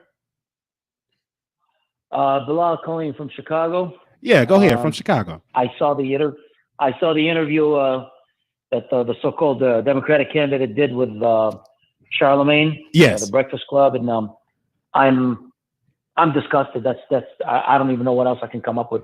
Just deeply disgusted. And I'm willing to warn everybody that they're going to try to scapegoat the Breakfast Club and blame him for the mishap of Mr. Joe Biden. I am a person of color. I'm a brown Muslim, and I will not be voting Democrat in any way, form, or shape, even though Donald Trump called us terrorists, even though Donald Trump attacked Colin Kaepernick and called him an SOB. I don't think we people of color should be voting. We should set it out and let the Democrats figure their own shit, because they love to take advantage of us and take us for granted and think that because of our skin color that our vote is guaranteed to be directed towards them. They haven't done anything for people of color, especially for black folks. They have taken the biggest voting block in the U.S. Which is the black vote. They've taken it for granted year after year, election after election. And it is time to let them figure out their own shit and sit this one out. All right, thank you. I'm from Chicago. I'm from Chicago, and there's a term called food deserts that exists only in the poor black neighborhoods of Chicago, and that is disgusting. Why? Because black folks let themselves be taken advantage of by keep voting Democrat year after year after year. And this time, it is time to stand up and let them figure that out. All right, thank you so very much, caller. All right, wow, we moving on. 646. That's because we're marketing on Twitter, so we're getting new callers. That's good. So thank you so much to the producers, to the Twitter army that is on Twitter tweeting us right now. 4430, calling on the air. 4430. All right, 4430. All right, I'm gonna come back to you. Anonymous, you live on the air. Turn me down. Hey, let me take you off the radio. All right, let's go. Okay. Right now. All right. Okay, so go ahead, sister. All right, I want to say two different. Well, I didn't call in so many times today. This topic's so good. I love it. Yeah. All right. So the first thing I want to say is 90 seconds. 12 Democratic parties that voted against the stimulus, to help, us. I just want to put that. I want to put that part out there so people can know. There were 12 of the people that's supposed to be fighting for us that voted against helping us. And remind you, Nancy and Trump both 60 seconds. They can't stand each other. They came together and they agreed, okay, this is what we can do. Now that's out the way. One thing I want to say, the lady has said that almost everybody been saying, what have the Democratic Party been doing for Black people or the minorities, right? It's like we are forgetting that when all this, the whole, White House and, all that first came about, Black people was Republicans. It was doing so good. Of course, whites didn't want to see that. So basically, they took that and put us as the Democrat, although they used to be the Democratic back up in the day. And they put 10 us seconds. as the Democrat Party. And they, basically was the Republican Party. I maybe people keep forgetting that part too. So, I don't know. It's crazy to me. Well, what I do know is I'm glad that we are engaged in the conversation. It is okay to say, hey, I want to vote for Trump for X, Y, and Z. Or, hey, I want to vote for Biden for X, Y, Z. It's okay. Our ancestors, they sacrificed for us the right to vote, not the right to vote for Democrat, not the right to vote for Republican only. It was the right to vote. That's what they died for. That's what they fought for. So our voice can be heard at the ballot box. I think it's switching now that you're not down with us Black folks if you don't vote Democrat. That's a lie. Because maybe in your district, a Republican is voting your right. Some of y'all live in Maryland. I don't know if we have any Maryland residents, but y'all have a Republican governor in Maryland, correct? And a Democrat ran against him and lost, I believe, in Maryland. Yeah. And they said that he's doing a good job in Maryland. Is he a Republican? So right then and there, that'll let you know not every Republican is against the Black agenda. Not every Democrat is for the Black agenda. So what that will tell you is do your research for yourself.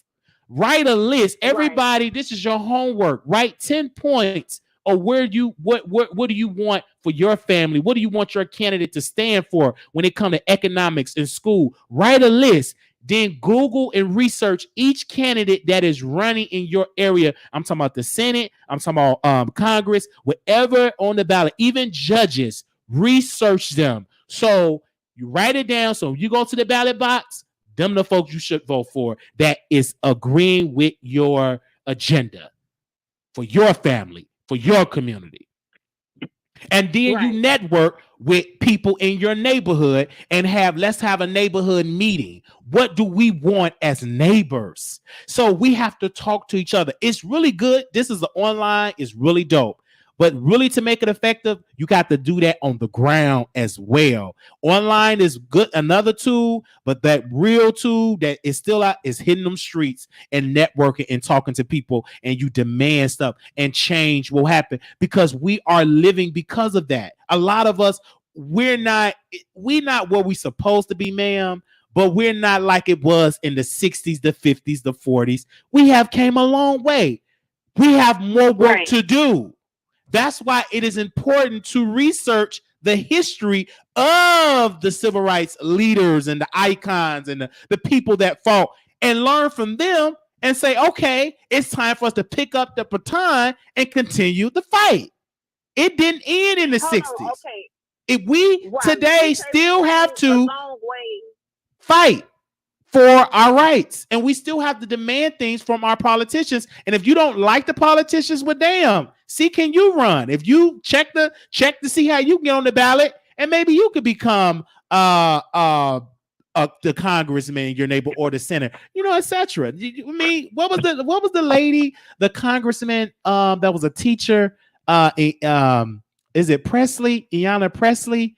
Was she a teacher before she became a congresswoman? So I mean, come on, it's out there, people. We have so many tools to our disposal. We have the internet, we have TikTok, we got Instagram.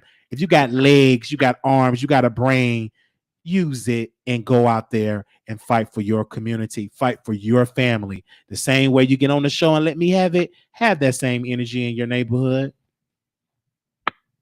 And I just want to say something. Now, I noticed how important, voting for mayors and, everything else after, Donald Trump in office. Once again, I'm for Donald Trump.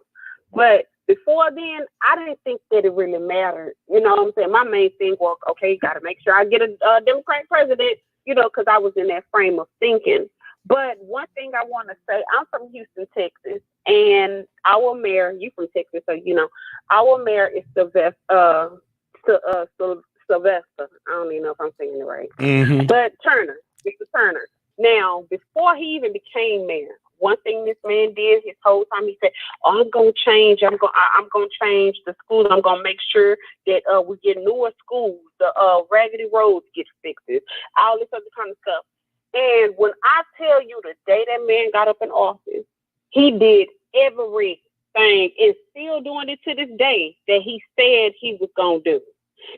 So after seeing him, and I'm like, dang, so, all this do play a major role into everything. So that, that made me look at everything different, because I don't think if he would have got up in office, I would have really just paid attention to it like that. Well, that's a blessing. You know what I'm saying?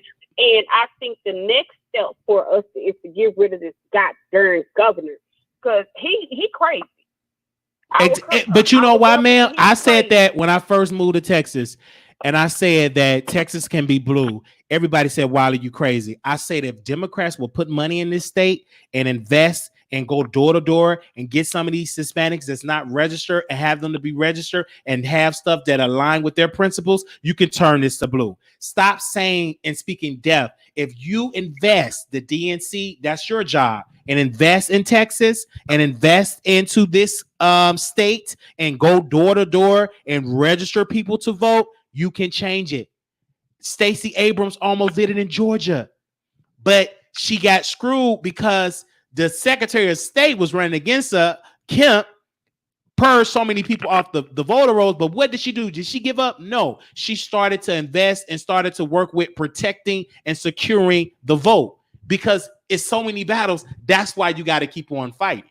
And in Texas, it can become blue. All Democrats got to do is fight forward and really put the energy and the resource and the boots on the ground. This can be a blue state. No state can stay red forever. I've seen red states turn blue. President Obama have done that, just like some blue states have turned red because President Trump did that, because he put investments on the ground. He started investing. So what I'm saying is, don't think the race is over until it's over. Fight. And that's something that I believe that Biden needs to get that drive. I don't think he's hungry enough to become president. He's not hungry enough. I don't think he's fighting enough. I really believe that he think he have it already. I think he automatically gonna believe that black folks gonna do it. Obviously, with me, he don't have me like that because I have my own mind. I'm an independent thinker. I'm not a small-minded thinker. I'm just independent, and I vote my interests, right? And I disagree with this again, with unemployment, people getting $600 a week when people are working a butt off, not even getting that. I don't believe that should be extended for a whole nother year. It needs to be a cap on that unemployment, right? And if your job is telling you to come back and you refuse, you should lose your unemployment. It should be snatched. You should not allow to keep getting unemployment, and your job is telling you to come back to work and you refuse, it need to be snatched. Period. Point blank. Definitely if you made less than what the unemployment the amount you're getting now. Absolutely. You know what I'm saying? Because a lot of people didn't make that $600. Because I don't make it. $600 a week. You know, I would love to make that. That's good money. That's good money for me. $600 a week. That's great. Mm-hmm. And I just want to say something. The person knows who I'm talking about. This is my 5th time coming in. Like I said from the beginning, I'm loving this topic right here. I already spoke about how Trump done help the HBCUs. I don't know if Wiley remember me saying it earlier when I called in, how he did 9 figures. And that was the most that any president has ever done for HBCU to, to get them out of that debt and to keep them open. So I did say that earlier. Right. But yeah, I mean, I just had to. And the reason why I'm saying that, because $600 a month, that's $2,400. I make half of that a month. So when I'm saying that's unfair, and I don't think that's right. And now what Democrats have done, now they want to, okay, let's put a first responder bill. You know damn well the Republicans not going to do that because you done already passed one already. I think that should have been in there at first, but there's no way in the world that should be extended, that these folks get a check for $600 a week and their job is something to come back. And now employers is struggling to get workers because damn, they love it. That's $600 a week. Who want to get? Right. Who gonna go for an interview and you get $600 a week? You ain't gonna be thinking about no. And plus, you got a stimulus check for $1,200. And check this out. They even said, "Oh, you can qualify for this as long as you don't work within a year." So basically, if you lost your job because of the whole pandemic, it didn't matter if you could have lost your job. Let's just say January. Right, you got fired for some crazy. And you get that $600 too. And file unemployment and start getting paid. Are you serious? You did not lose your job because of this pandemic. So now the people that really need the money, the people that still have not received the money, mainly being the ones that went to a place and filed, and their money came to the place and they had to go pick it up. Them people, they not able to get the money because of this person. And then I think they dropped the ball. This happened, I want to say years ago. You remember when they was trying to get people to do drug tests for food stamps? Remember that? Mm-hmm. Oh yeah, and that they should definitely do that though. They dropped the ball on that because they should have passed that. They should have passed that so that way that will balance out the economy too, because you got people. It should be any government assisted program, any government assisted program. It should be a mandatory drug test. If you're on crack, if you on some crystal meth, you should not be getting any government. It should be rules. I'm sorry, it should. Did that make me a racist? Cause I believe that? Hell no. That just right is right, because if you had to get a job, you got to take a drug test.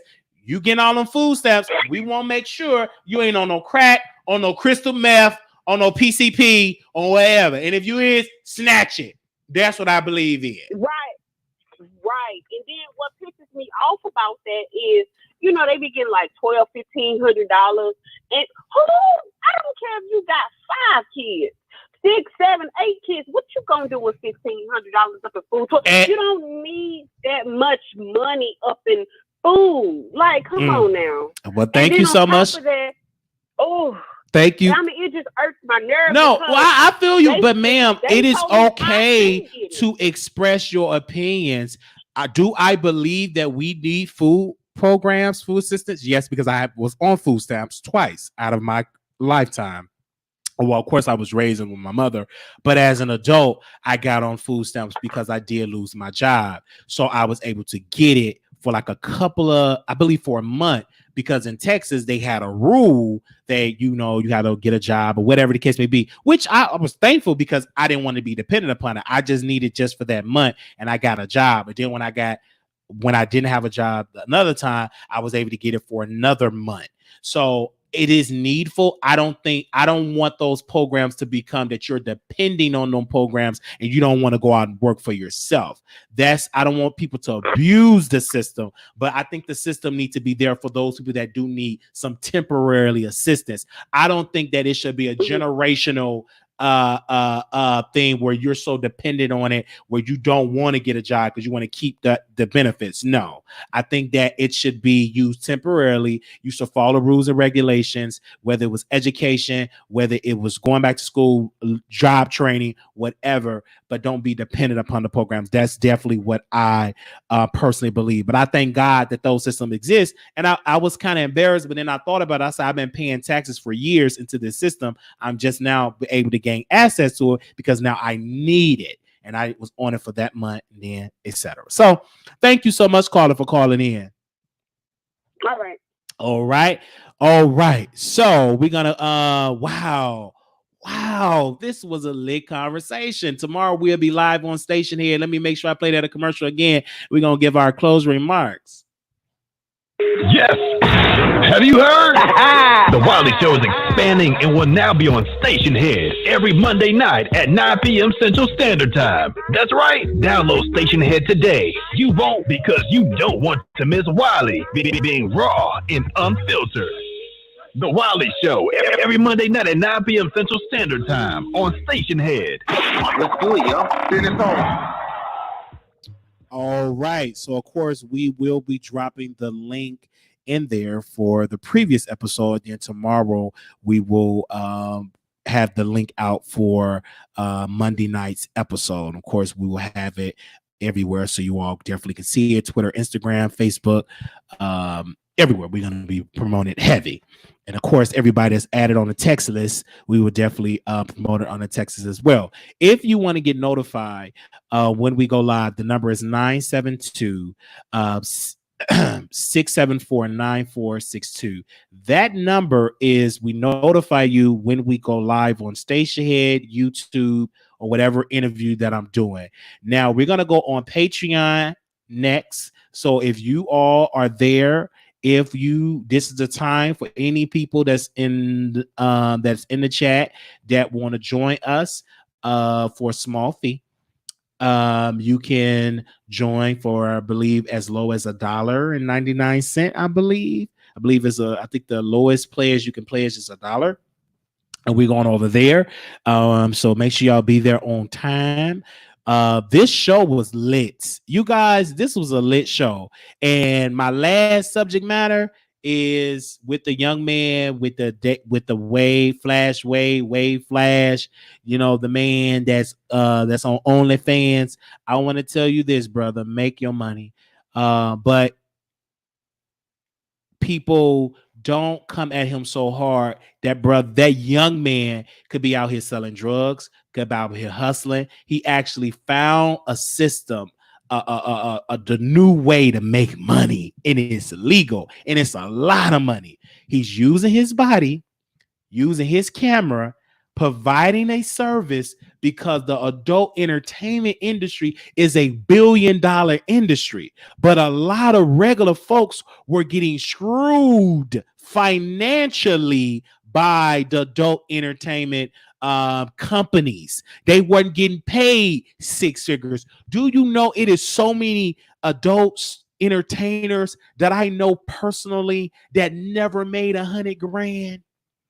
Their work made these companies millions, but they didn't see any of it, but just maybe 1,000 or 500, some as low as $300. I know this one particular adult entertainer, he died. His family did not have money for his funeral, but all of them videos, they made so much money, millions off of his work.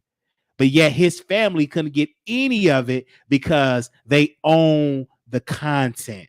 Because in the contract that he signed, they own all the content. You just get one flat fee. They get all of the money. So the system was rigged for adult stars for generations. But now it was a such thing called OnlyFans or Patreon, where people can cut out the company and you be your own man, your own cameraman or camera woman, and you can go directly to the consumer, and they can pay you for however much you want to charge. You want to charge $20, you want to charge $30 a month, $50 a month, you can do it.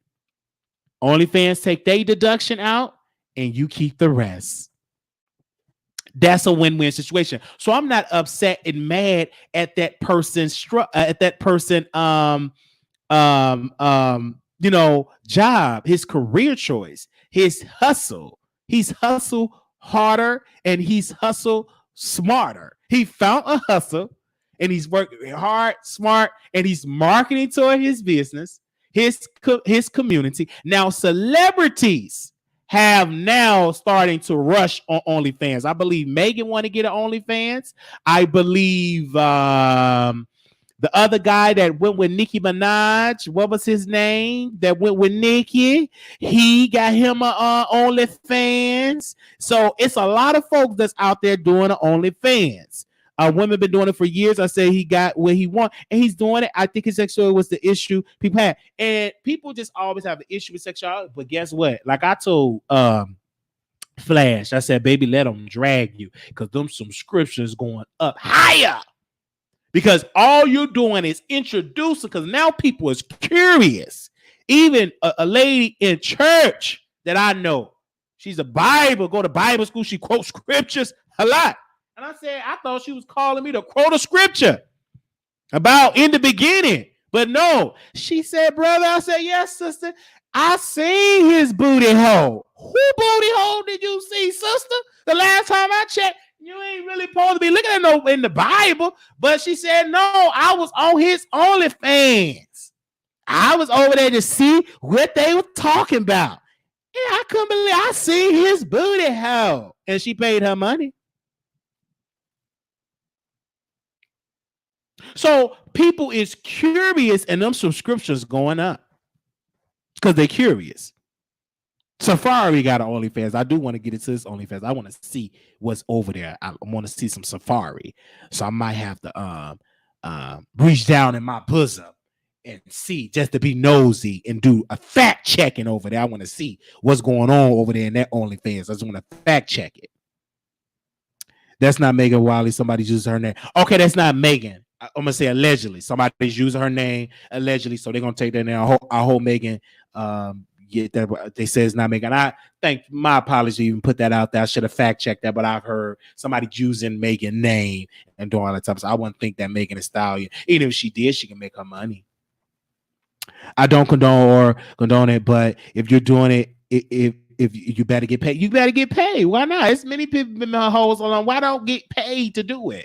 So I'm glad that he's doing it, and I'm so glad people is donating and watching his content. I don't feel guilty. Like they said, oh, Wiley, don't you feel bad that your subscribers donate you money to get you some shirts? I said, no. They said, why not? It's because I make them laugh. Do you get mad when you spend all that money to go to Kevin Hart? Do you get mad when you go to Miss Ching Chong to get your nails done? Why you go to Miss Ching Chong and pay all that money? Because she do a good job. Because she provides a service. What service you provide? I provide laughter. You ain't no Kevin Hart. No, I'm Wiley. I'm greater than him. You ain't no Bernie. No, I'm Wiley. You ain't gonna never be no Bernie. I said I never would be a Bernie Mac. I'm gonna be the best Wiley. You think you gonna be successful in comedy? They gonna boo you off stage. So what? At least I tried, and I'm gonna be successful. And I had to rebuke that woman. I said the blood. I rebuked that. If your Patreon acting up, send me a receipt that you on Patreon, and I'll send you the link. Send her a receipt. It's so easy. Send me the receipt, and I'll send you the link while I'm live talking to y'all. That lady got mad at me talking about, Eddie, you think you the next Eddie Murphy. No, I am the next Wiley, Marquise Wiley. I'm being the best person that I can be. And so I don't feel shame because I provide laughter. Hell, I'm on this for 2 hours. I've been sitting down doing a video. See, let me tell y'all about my day today before I get on Patreon. I just want to make sure people is good. Moderators, make sure y'all be there. If y'all missed the live show, catch the replay. So let me say this and I'm going to close because I got to get on Patreon and my booty is kind of so. So today, I give my testimony, how hard I work. Today, I was so tired. I couldn't move to get up for a show. Couldn't get off that air match. I was too tired. But I had to get up and struggle to get to work. Limping. Couldn't move. My leg straight. I was like, oh. But I went anyhow. I said, hey. Leg aching. Pain. But I stayed there from 6 a.m. to 2. Left. Went to Instagram. Walked. Exercised a little bit. Came back and did a show. Then I'm going on Patreon. So I work very hard, but I'm doing this because I want to be successful and to be able to retire not only myself, but people in my family and people that actually are helping me along the road. That's why I sacrifice so much. I'm not wasteful with my money. Not wasteful. And when people judge me, I still work very, very hard. I don't have an easy job. Ooh, it's so easy. Some days it's easy, but during this pandemic, it's been very challenging. Because if you can go and see your mom and your dad, you at home and you eating with your family, you blessed. But how would you feel if you in a nurse home, your family can't come see you? How would you feel you die, but your family can't come and see? They got to see you die in your last moments on a FaceTime. How would you feel that your family we got to live stream you on FaceTime for your family can give their last words? That in your last moments, your family is not allowed to come in because of this pandemic.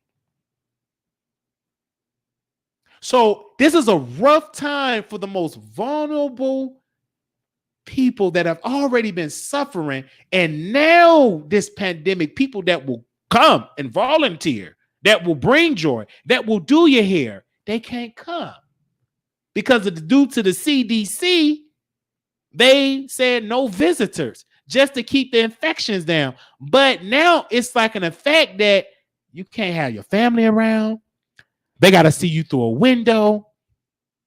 They got to FaceTime you. They got to be on the phone. Do you know how many phone calls that I have to listen to? And the hurt in these loved ones' voices that do come regular, that they can't see their loved ones in the physical sense and hug them.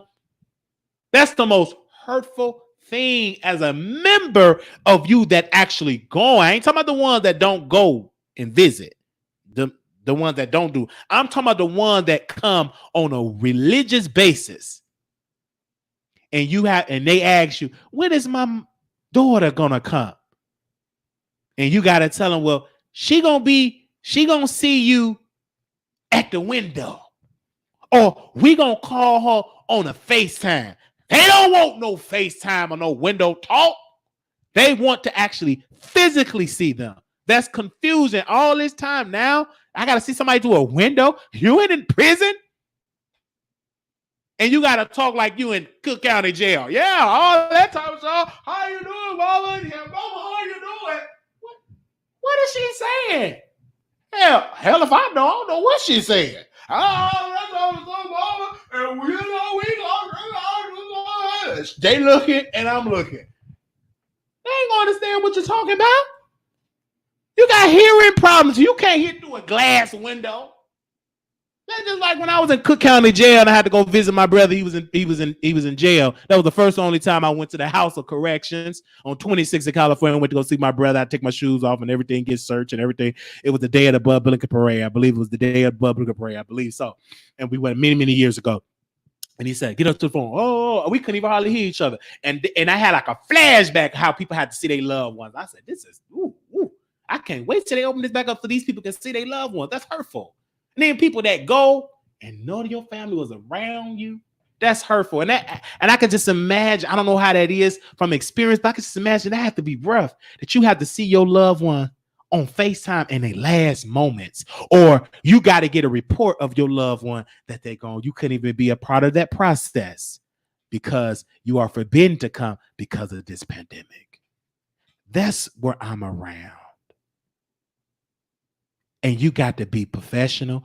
You can't come to the job and cry because you're just drained the spirit. You got to act like everything is good. You got to be professional. You got to encourage those residents because they looking at you. You the only one they see. Because you're sitting inside with them at all. You got to bring joy to them. You got to talk to them. It's like you're not only a CNA doing physical work, you're almost like a counselor, a son, a brother, a loved one, a nephew, a friend. When you get a resident that will tell you, can you just sit down and talk to me? And when you can just go everywhere you can go and speak to whoever you want to speak to, you bless. But you don't want to have to be in a place when you have to beg a worker to sit with you just to talk. Because you're just tired of looking at a TV screen.